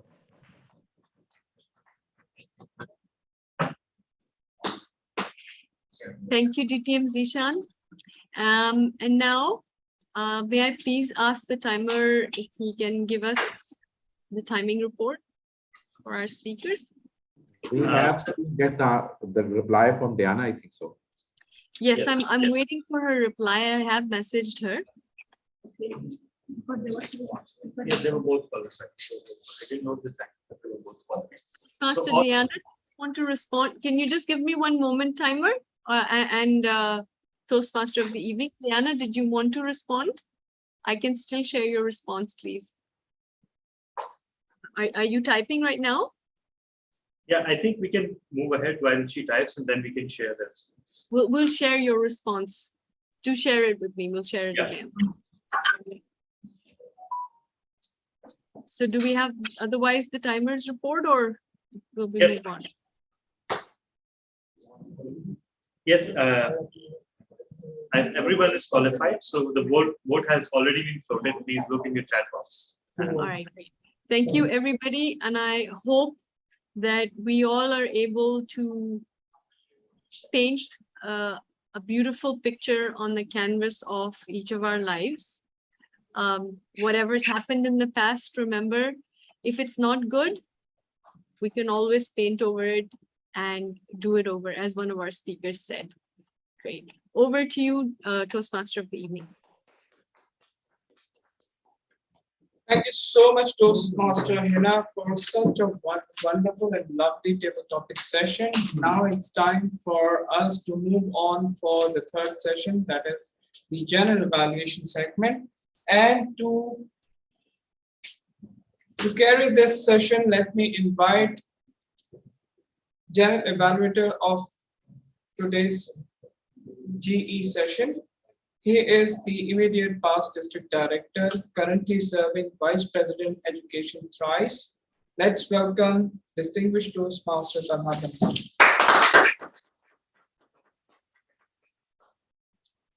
Thank you so much, Toastmaster of the day. And starting my general evaluation with the news that we started 15 minutes late. And as per that criteria, we're 5 minutes behind schedule, which is not bad in itself. But the fact that we started 15 minutes late deserves consideration. So with that, I will move on to the first speech because I am the evaluator myself. So Madam Timer, please alert. Although I would love it if you don't time, but unfortunately you will because you don't spare anyone. So I am the evaluator for Toastmaster Azhar, and I'll start my evaluation now. What is grief but love persevering? That is a line that I heard in WandaVision. Of all things, an MCU TV show about superheroes. And that stuck with me. After all, what is grief but love persevering? Today, Toastmaster Azhar, you touched upon a very sensitive topic, especially personally for me, because I've been passing through that same phase over the past 3 or 4 years. And I believe that we do share a lot, including our propensity to be sensitive and sometimes being melodramatic as well. So I could perfectly relate to your speech, perhaps a lot more compared to many other listeners. You started with sincerity and superb vocal and facial expressions. I have hardly seen anyone delivering an online speech with such superb expressions. And you made a perfect case for a person who can stand up and deliver online and yet convey such emotion. There is so much to go through, and it's almost unfair that I only have about 3 minutes to evaluate. But your words and phrases that you used today were bone-chilling in their brilliance and in their directness. For example, the only way I understood the word was through him, right, through your father. Dangerously close. After each eruption, the wall was never behind us. Distrust the ceasefire. Would-be mother-in-law. Prolonged grief. Denial began to fade. Acceptances, misunderstanding as agreeing with the situation.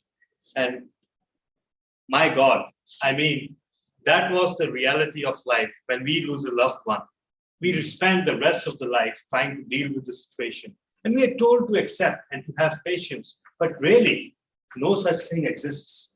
We just learn to live with the situation, with the new situation. As you said, you understood so perfectly. It's a feeling I've been struggling in for the past 3 years, and I never could quite put it into words. And you did that for me. Acceptance is the misunderstanding that it is an agreement with the situation. It is not. You used very beautifully woven war metaphors throughout when you describe your relationship with your father. And you also I'm having trouble reading my writing actually. So, apologies. And then your structure was absolutely fantastic. You started with the story, with the absorbing story of how life was with you and your father, and then moving on to the stage of losing him, and then moving on to the ways that you tried to deal with grief. And I'm so proud that you openly admitted that you sought help, because we think of it as something of a stigma, but you sought help and you advised everyone else to seek help too. And there's no shame in that. We all deal with the situation in our different ways. And the last way that you suggested was what I did.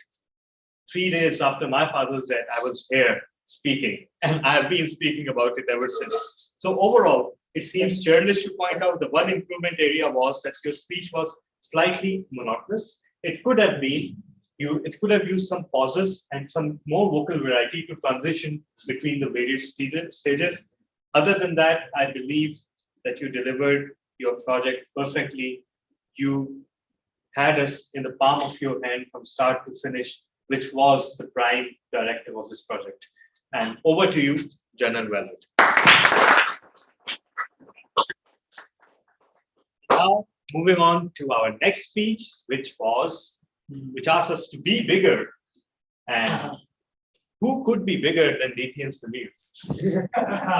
International president. So, over to you, DTM Samir, for your development. I assume that you're talking about my weight, but anyway. Who am I want to talk about anyone's weight? Toastmaster Adeline Ng. It was a brilliant speech, better than anything I could have done. I'll give you a feedback or evaluation. It's going to be non-traditional, bouncing ideas of you more than anything else. You started off wonderfully. However, there were a couple of other things you could have done. Perhaps started off by saying, there's a German proverb, fear makes the wolf better than he is. But do you know that this is also true about bears? Or perhaps another opening could have been, the black bear smiled widely, but then I realized it was baring its teeth, about to attack and kill my mother. Now, that would make people say, whoa, what? So that's, and these are just suggestions. Then when you spoke about the Canadian Ranger, he made the joke, the favorite food is Asian. Perhaps you could have said a little more specifically, the favorite food is Chinese, easy to digest and ready to eat again. Ha ha ha. But then again, in this age of sensitivity, you may need to be careful. I just don't know. Your gestures were perfect. Use of space was absolutely excellent. Your facial expressions were also good, but perhaps you could have added, I think, a little more drama. Like when you saw your mother facing off the bear, you could have screamed, no, mother, no, no. And you should have seen the look of terror, the fear that my mother's going to die. Maybe that would have added a little more impact. And if you had stepped towards the camera when you were saying that, it's just a suggestion. Then when you were speaking as a teenager, Mom, it's your fault. Brilliant. All teenagers do that. But perhaps you could have also said it with some more petulance. Mom, you always do that, the whine. I would have liked to see that. When you face the bear, I would have liked to see more development in that whole situation. Maybe time slowed. Every second dragged on. I felt as if I was swimming in honey. The bear, what about the bear? The bear had a scar on the nose. Its breath puffed out. It smelled like an old dog that had rolled in mud, and the pungent smell sickened me, and I felt the bile rise in my throat. Okay, I mean, it's just a suggestion. What happened when you reached safety? My mother collapsed, and I held her frail body in my arms as she wept in nervous relief. I buried my face in her neck and tasted her tears and whispered, I love you, mother. These were words I had not said for many years. Maybe it sounds a bit corny, but I think that these are universal truths about loving your mother. Another thing, and again, a suggestion, instead of a bear, maybe you could have it like a wolf in a German black forest, because bears are scary, but wolves, I think they trigger primal fear in humans. Maybe it could have been a werewolf in your imagination, a demonic figure. That's how you saw it. I love the use of props, especially the toy bear. The message of the speech was brilliant. Face your fears, and that struck a chord in me, and I'm sure it struck a chord in the audience. Over to you, General Evaluator. Thank you so much, DTM Samir, for that absolutely fantastic evaluation / catharsis session. Our next speech was by Toastmaster Bijar Khan, and his evaluator is Toastmaster Imran Rana. Everyone,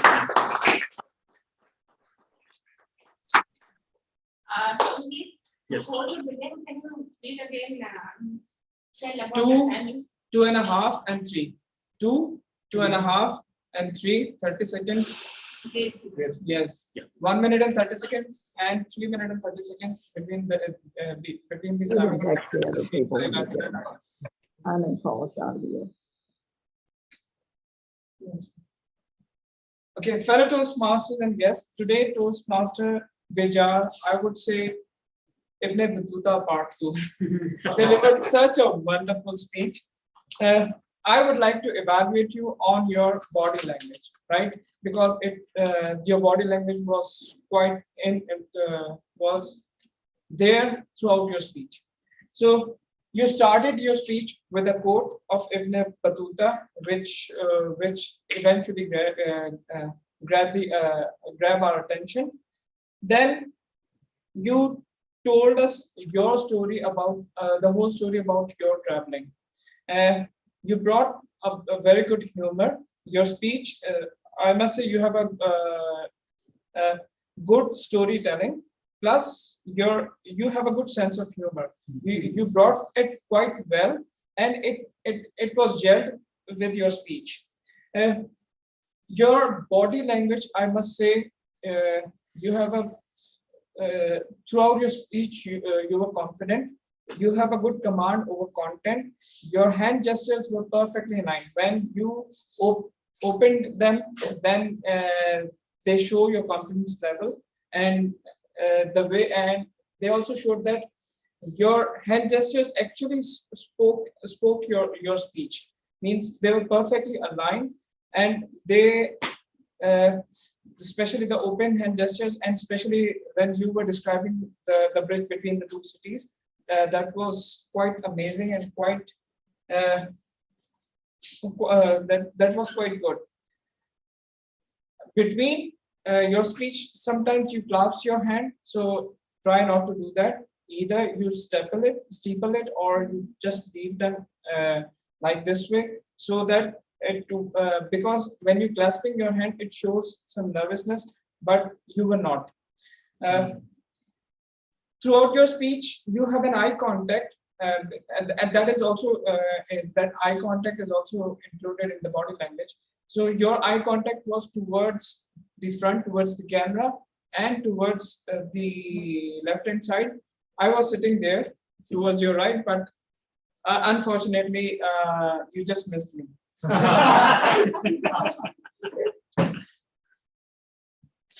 Okay, about the stage movement, your stage movement was quite limited, and you were just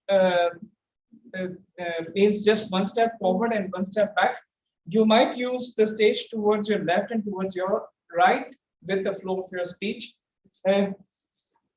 Finally, the conclusion was quite abrupt because of the timing, so you need to work upon the content as well. Overall, the speech was excellent. You have a vocal variety. Yeah, since the project requires only one part, whether it is the vocal variety or the body language. Throughout your speech, you were monotonous. You were monotone. So I just focused on your body language. So you need to work upon your vocal variety if you really want to improve to deliver some amazing speeches with your vocal variety. Overall, today you spoke talk while you were delivering your speech means they were perfectly aligned. You are a good storyteller. You brought a wonderful humor in your speech. So congratulations on delivering such a wonderful speech. So keep delivering speeches. All right. Thank you so much. Our next speaker is Toastmaster Rabia Zishan, and she was evaluated by DTM.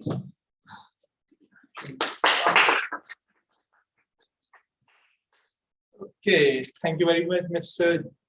General Evaluator. Mentor me. Toastmaster Rabia took us on a journey of how she began in Toastmaster, and again she just had to bring in her organization, the TCF. Toastmaster Rabia. The best thing apart from the content of your speech was the wonderful smile you had throughout, from the beginning right up till the end, and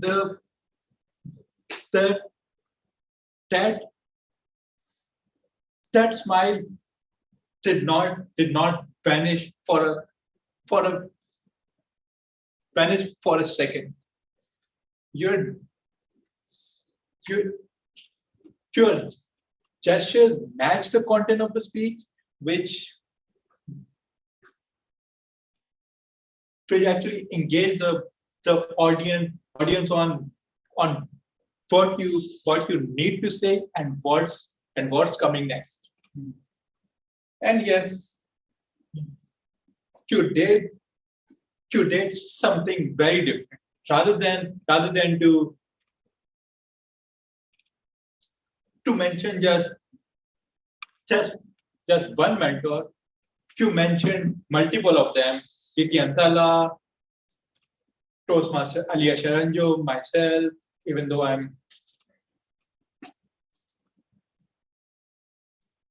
I wasn't, but yes, thank you very much. And also TTM Sarfaraz. Now for some points you may want to work upon. The first one being, of course, you were not standing up. You were sitting down, which actually compromised the movement part and also the eye contact, which could have been better. And next, your vocals were actually monotone. Like when you say, I was not assigned a mentor, just say, I was not assigned a mentor. And I was so confused about it. So just do that. And also next time, when you mention so many mentors, you may want to tell about the experience with all of them. So with that, it's back to you, Mr. General Evaluator. So much. The one mentor that she did not mention is DTM Cynthia's daughter, and she always speaks sitting down. Try explaining that to her, that she should stand up. DTM Samir did once. Anyhow. Our next speaker is DTM Zishan Abid, and he will be evaluated by one of the Qs of our meeting, Toastmaster GQ.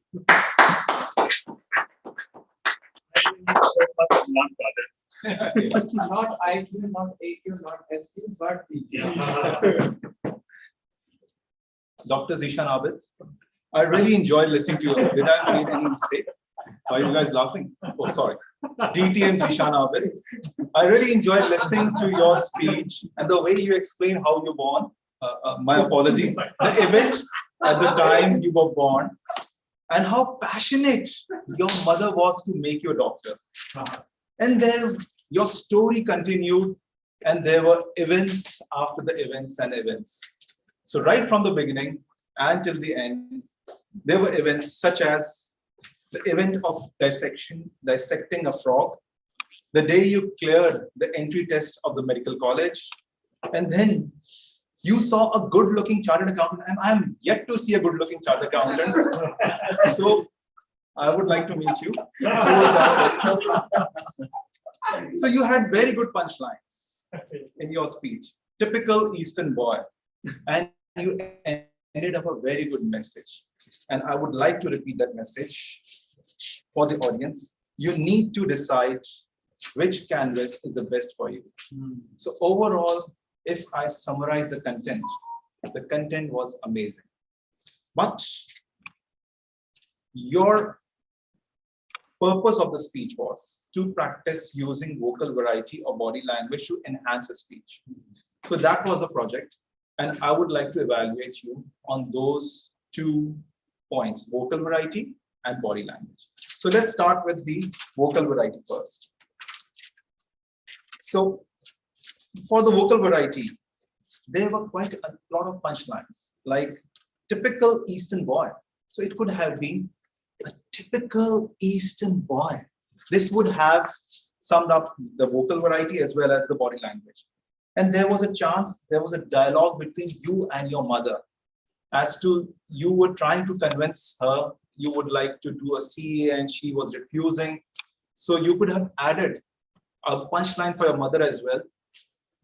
Absolutely not. So that would have added value to your speech. Regarding the body language, I saw your one hand was like this throughout the speech. So you could have used your hands, both your hands, and good gestures for your hands as well. And one more point regarding the body language, and especially when we are in this virtual environment, virtual setup, few times I noticed that you were out of the frame. Like if I try over here and come close to the camera and I'm getting out of the frame, my head is not into the frame. So this was the observation which I had to make. Lastly, your speech title was My Journey of Chartered Accountancy. I could hardly see any journey in this speech. You could have modified the title instead of speech. The title could have been How I Started Chartered Accountancy. So that would have been great. Overall, full marks to you. Over to you, General Evaluator. Thank you so much, Toastmaster Ram Kadir. Our next speaker is Toastmaster Syed Wajahat, and he will be evaluated by Toastmaster Fahim Raza.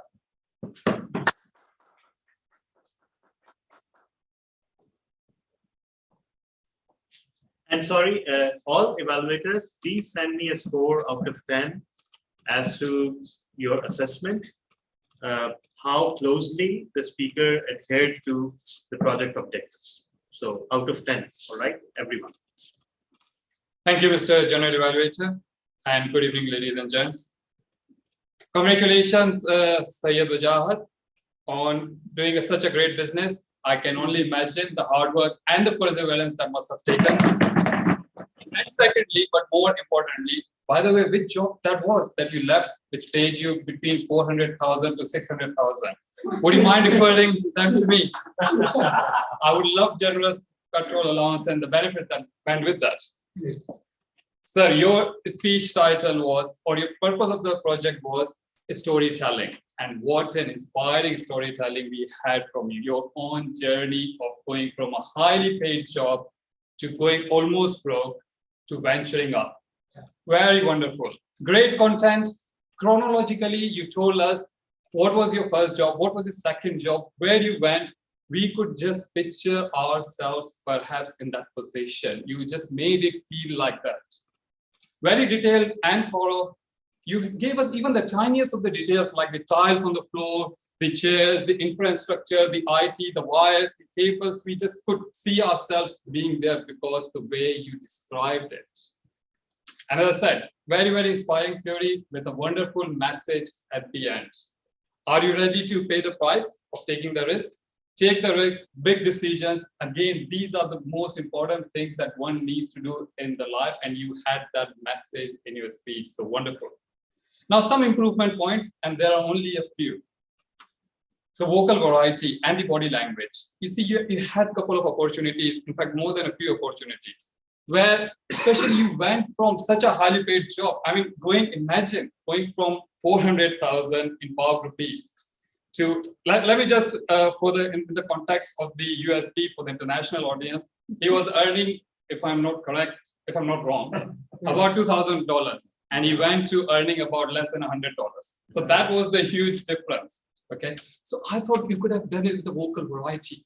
From $2,000 to the peasant of $100. I think you just missed that. If you had this, you could have brought even more attention to your content. Great content, just a little bit of vocal variety would have added to it.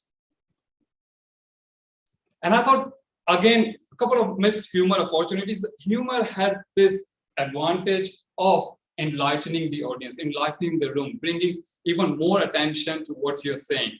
For example, again, when you said, oh, I went from a fixed salary to profit sharing. The exception was there was no profits to share, actually. So you could have brought that into your speech. From earning that much of money and going in a car with a driver to basically sleeping on the streets. So that's what it was, wasn't it? Again, I thought you could have just added that into your speech. But all in all, TM Syed Wajahat, a great speech, great content. With a bit of those improvement points, I think you can deliver a masterpiece next time. And well done. Thank you so much. And everyone, all the evaluators, reminder about the score. Some I'm still waiting for. Next speaker is DTM Syed, and he is being evaluated by Toastmasters in Azam. So over to you. Thank you, Journal Evaluator. I saw it up close. Was the title of DTM Syed's speech. DTM Syed was supposed to practice vocal variety to enhance his speech. The dynamic DTM Syed took us to the Aladdin Park to achieve his objectives. If somebody asked me what would be the most difficult speech for DTM Syed to deliver, I would have said that it would be vocal variety. But Syed, believe me, the way you delivered it, despite the natural restrictions, I mean, it is amazing. Your confidence, I mean, it's all about your confidence. Your volume is vibrant and dynamics. I mean, this is something I'm really proud of it. Now, you know, through your vocal variety, you always conveyed the natural flow. And especially when you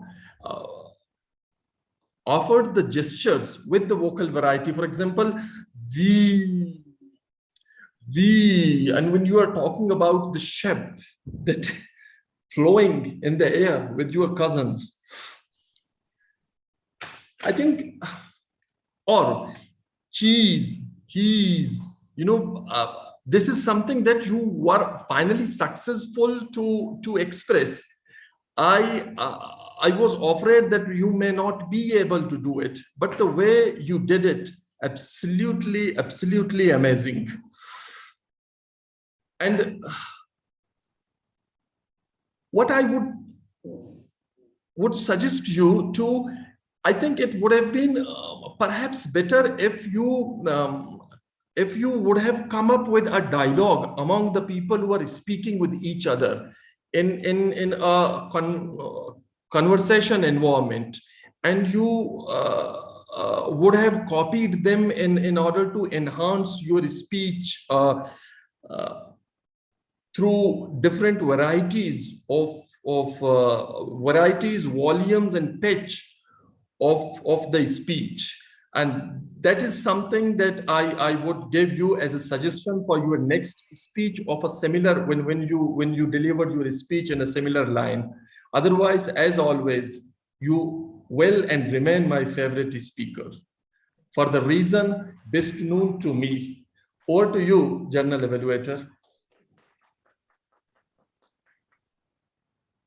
Thank you so much, Toastmaster Asghar, for that magnanimous declaration in favor of DTM South. Now we move on to our, I believe, the last evaluator for today, and that is Toastmaster Hiba Ali, Hiba Reis, sorry. I was confused between who it was supposed to be and who it is. So Toastmaster Hiba Reis Khan, over to you for evaluation of Toastmaster Vase's speech. Yes. Yes.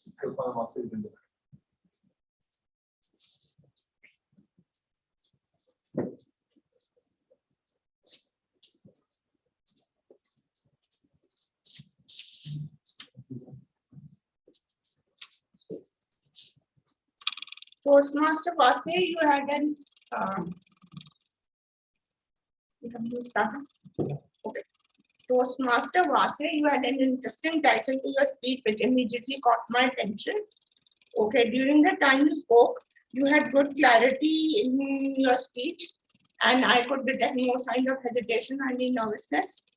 You had good body and hand gestures which you used to express yourself physically, and the audience was quite aware about what you were speaking about.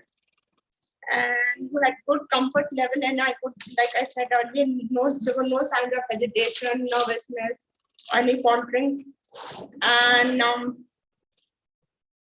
since you had constructed your speech with good examples and good words, the audience were listening with rapt interest and attention, good attention.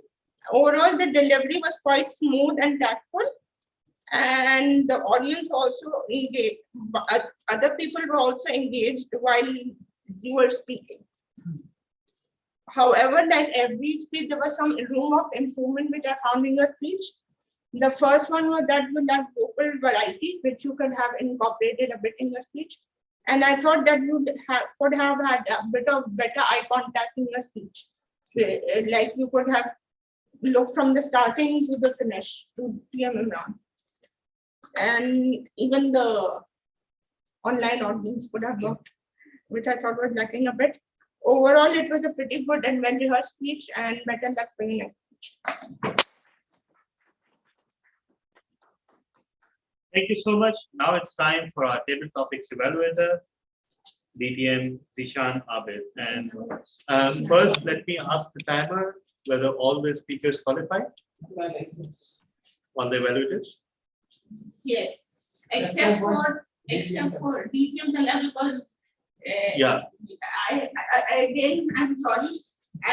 There was some problem from my end because my attention was constantly divided between 2 or 3 things. No worries. So your attention, your time went around 4 minutes. Okay, that's too much. So yeah, let's remove my evaluation and let's go to the vote. And in the meantime, let's move to our table topics evaluator, DTM Zishan. Thank you, General Evaluator DTM Talha.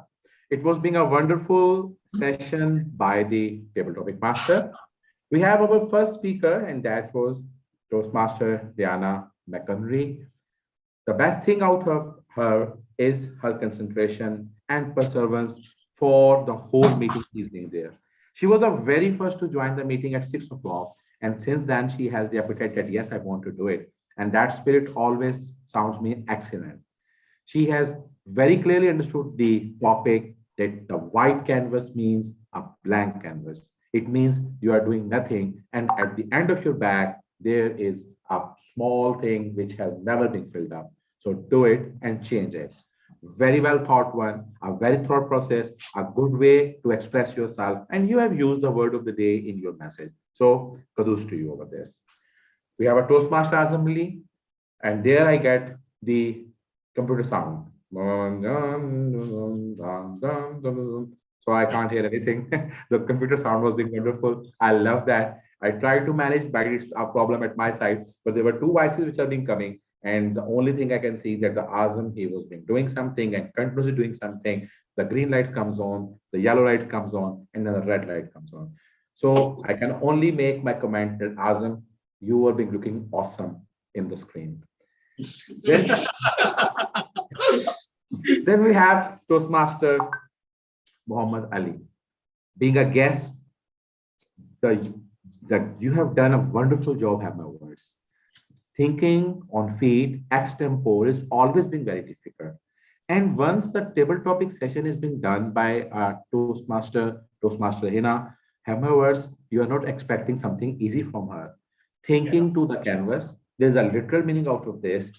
And then you started your speech, you started the way, and I was having a fear that might be you are not going to turn it towards the positive side, or you are not going to relate with the topic, but you have done it quite smartly well. And you ended it by first you keep the ball rolling, your ideas, they will be coming. And yes, if you're being a continuous Toastmaster, this issue of managing your ideas in a better way and phrasing in by the better wording, it will improve a lot.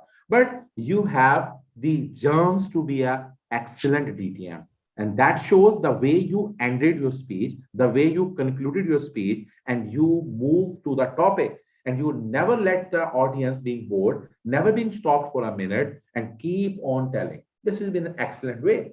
And the best thing out of you was your comfort on the screen. You were being so comfortable standing there. And my words, at the very first time, when I went there and I was being given a question, I was being standing here and I was thinking when the 1 minute is going to be over. But you were being comfortable. Your facial expression was being wonderful. So excellent way. My advice to you is be a regular Toastmaster and sky would be the limit for you. The best thing is, the best evaluation is for the best table topic speaker is that is Toastmaster Zishan Abid. Zishan Abid, you have to do more. You have to make sure that you should not be out of the screen. Make sure that you should be in the center of screen. Your eye contact should always be towards the camera and make very much comfortable that if there is something you have to say towards any of your mom or any of your life story, use more vocal variety. So Toastmaster Zishan Abid, still a lot to do, and DTM doesn't mean that you have reached the apex. Still, you have to do a lot of the work. Back to the general evaluation. Thank you so much, DTM Zishan Abid. And thank God that voting has been done. Otherwise, after listening to that, everybody would have voted for you for table topics. So with that, we move on to our facilitator reports. Today, we had our grammarian and word master today who would be very busy, I'm sure. Toastmaster Mohammed Muzammil. Your report, please.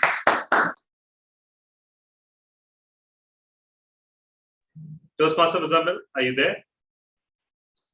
If not, we can move on to our next facilitator, who is our listener, who is our counter, because we'd like to feel miserable first. Toastmaster Fahim Razak.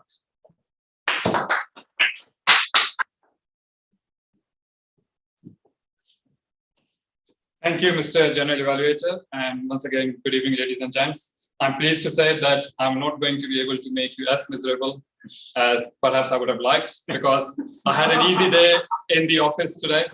Either that the speakers were very good, or perhaps I was sleeping very well.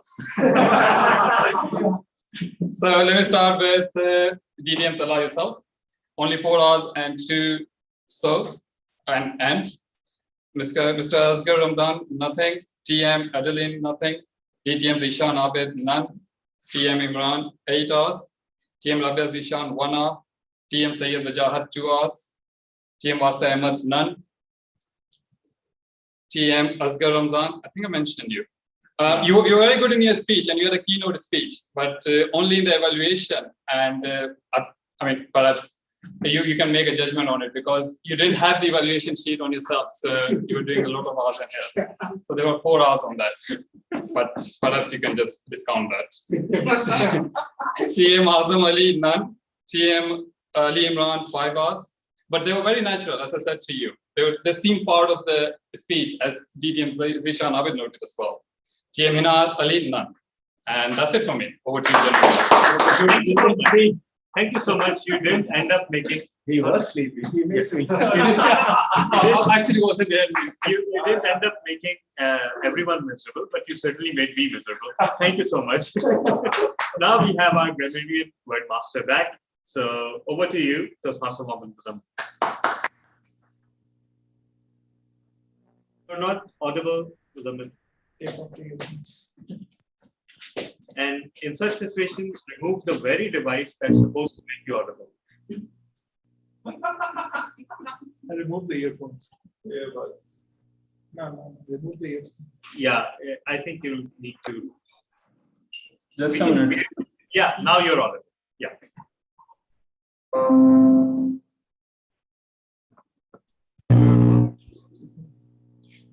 You're once again not audible.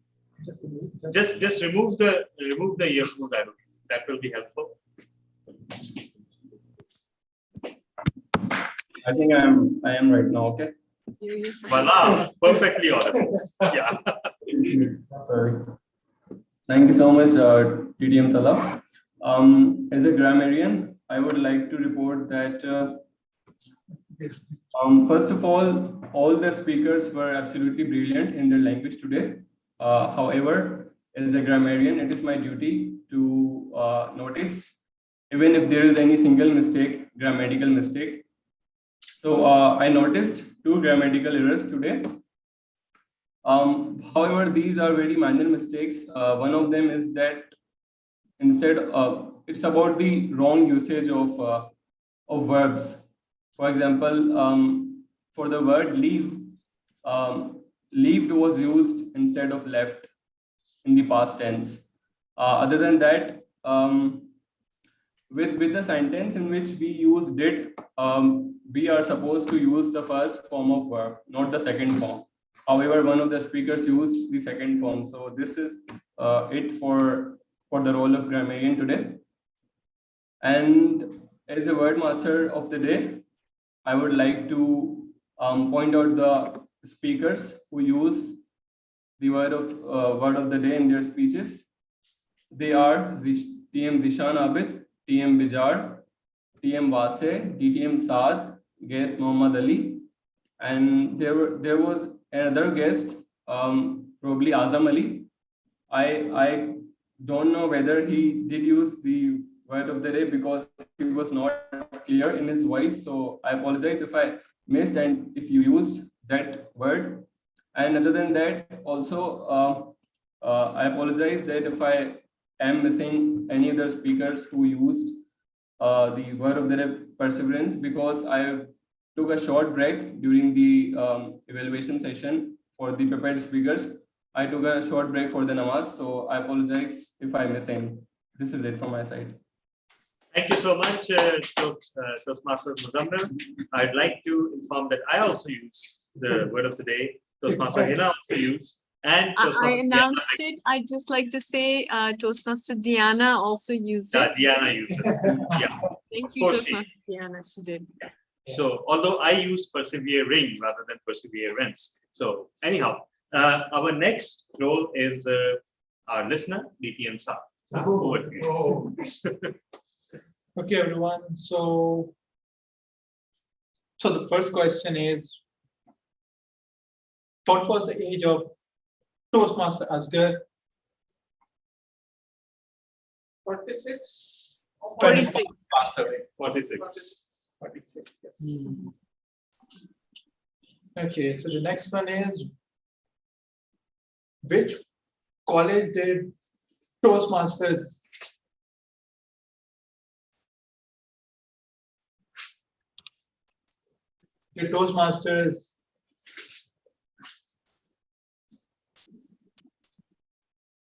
as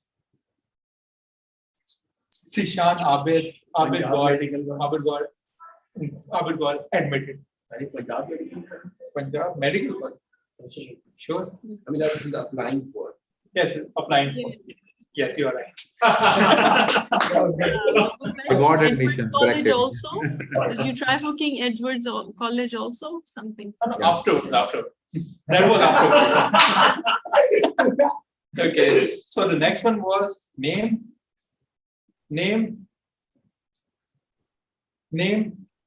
5 mentors named by Toastmaster Rabia. 5 mentors. Toastmaster Talha, DTM Sarfraz, Imran Rana. Imran Rana. Yeah. Imran, 4. No. Imran Rana, Ali Ashar, Remember that's not her. Salah bin Hamid, and Sarfraz Nazir. Perfect. Toastmaster and I got it. Wow. Okay, so what was the salary of Toastmaster Wajahat and afterwards? 90,000. 90,000. Yes. Everyone was attentive. Everyone was active. What did Toastmaster Bijar say to the bus driver in Arabic? Marhaba. Marhaba. Perfect. In Turkish, not Arabic.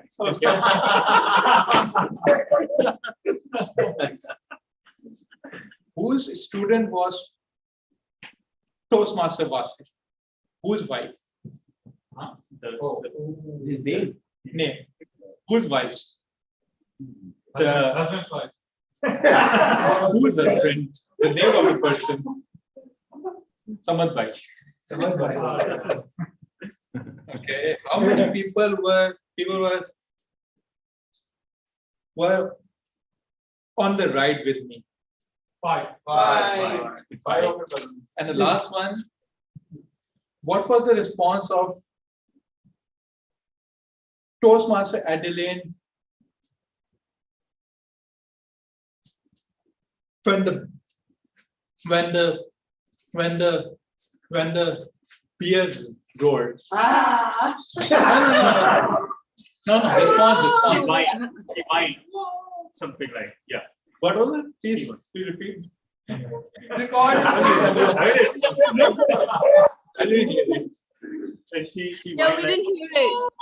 You can't understand what he's saying. Okay, perfect. So with that, over to you, gentlemen.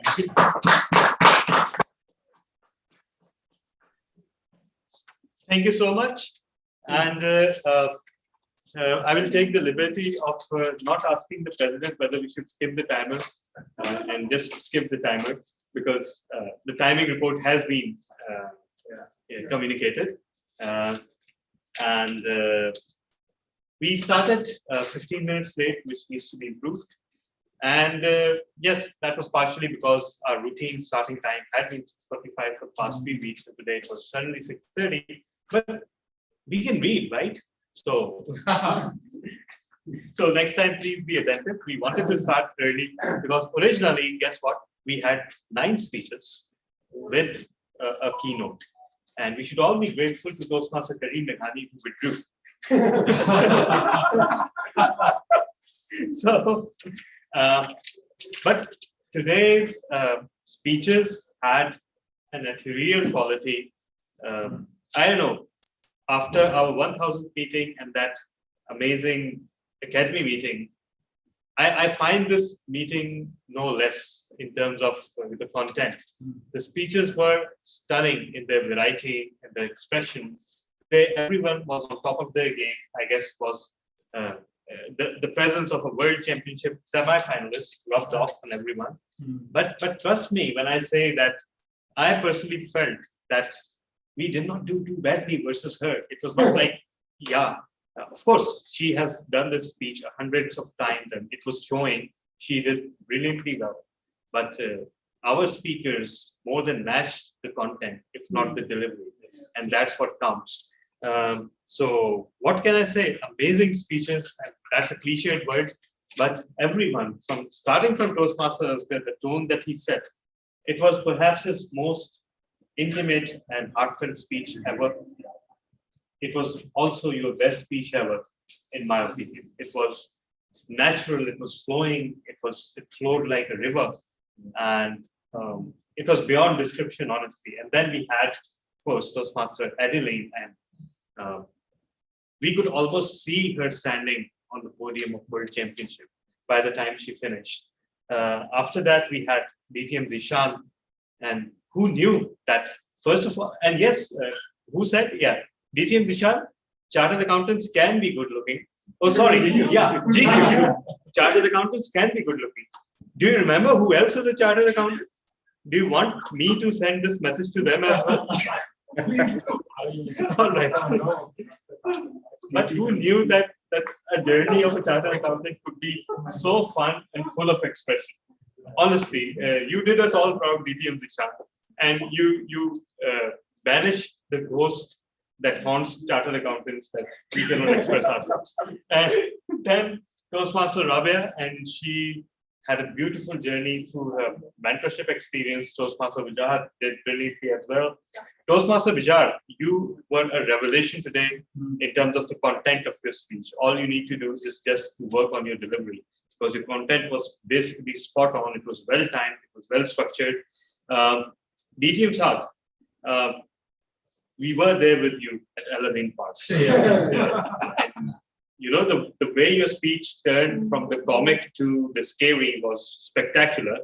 And of course, Toastmaster Vase, by now we know that you're a brilliant speaker, and yet you surprise us every time. So, and then the table topics were conducted spectacularly well. And we had Toastmaster Diana McEnroy. Ever since she has been participating in our meetings, they have become something special. So sincere gratitude to you, and sincere gratitude for the great table topic session. And yes, we could do a little better on the timing, because right now we are, I think, 5 to 10 minutes behind schedule, which is not that bad because we started late, but we should have started on time. Other than that, what can I say, except in the face of such speeches and such table topics and such evaluations, there's very little to say. So I'll do nothing. And yeah. I was just going to say, not a speech, not a meeting had gone by where we had not heard from DTM Sarfraz Nazir. Yes. So perhaps he could say. Well, DTM Sarfraz, if you can speak at all.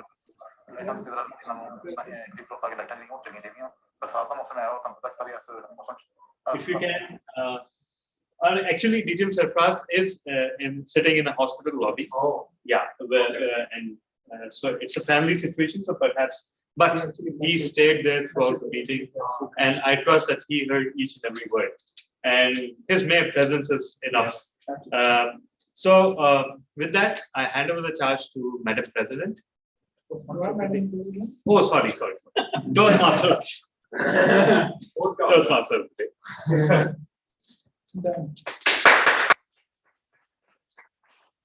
Thank you so much, distinguished Toastmaster Talma, for your wonderful evaluation. Fellow Toastmasters and guests, this brings our meeting come to an end. Every Toastmasters meeting is a blank canvas. Today we observe that brilliant speeches with eloquency put a great color in that blank canvas. So that meeting will always be remembered. And this is also one of the best meetings of Karachi Toastmasters Club. With that, I would like to request for the last him to please cast a vote for the. Or is it? Yeah. DTM Sarfraz, would you like to say something about people are asking? Yes. Thank you, Toastmaster Talal bin Hamid.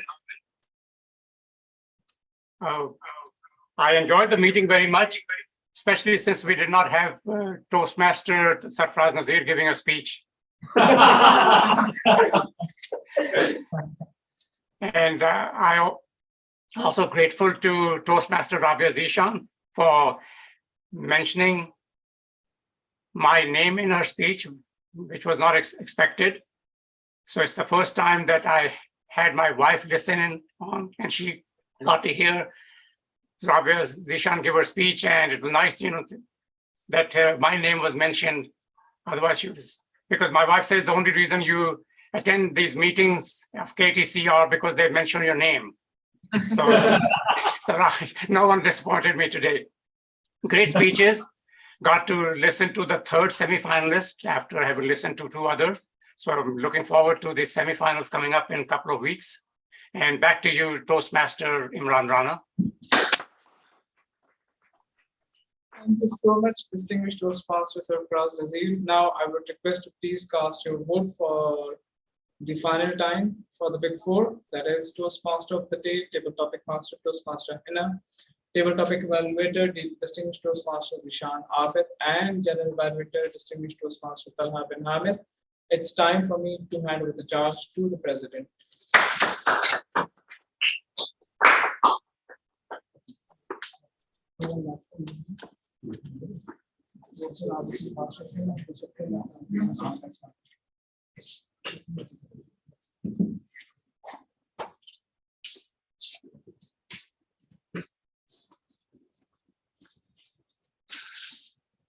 Thank you, DMOD, for conducting such a wonderful meeting. Okay. Overall, the meeting was quite informative, especially with the prepared speakers. And now I'd like to invite guest comments. Yes, I guess I need yes, your comments. Become a member then.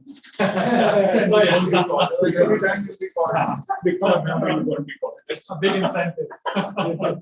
So it was a good session, like all my previous 2-3 meetings. It was very good. I enjoyed, and thank you, sir, for a very good assessment of my speech, of my extemporary speech, Mr. Zishan.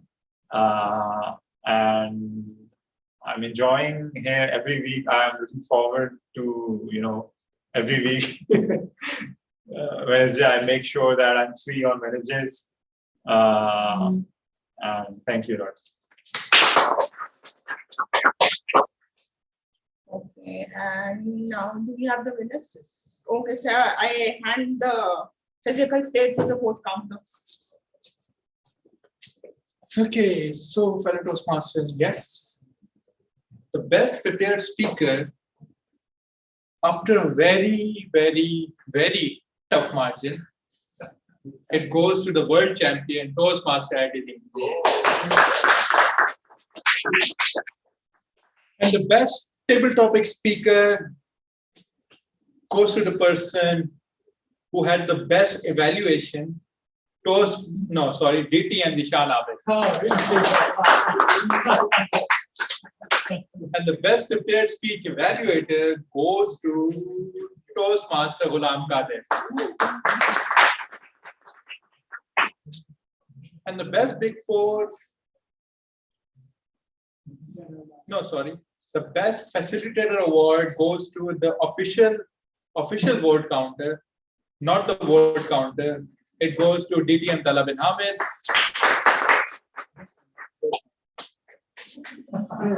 And the best Big Four award goes to the person who actually spoke the least, but that mattered. It goes to the table topic evaluator, DT and Zishan Abid. So with that, back to you. The result Yes, it's with me. okay, so you can announce it. Yeah. Critics' So, Choice Award. so the Critics' Choice Award, and the Critics' Choice Award is a combination of 2 scores. The first score is score as per International Speech Contest ballot, and the second score is the evaluator's evaluation as to how closely the speaker adhered to the project objectives. So today, the third place goes to Toastmaster Vijar Khan.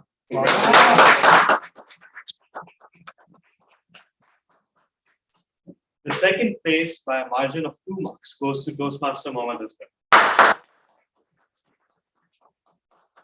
And the first place goes to Toastmaster Adeline. And, it is good that it did because otherwise. So, but let me highlight one thing. The lowest score on this rating is 144. The highest score on this rating is 160. So 16 marks separate all the speakers. Over to you, Madam President.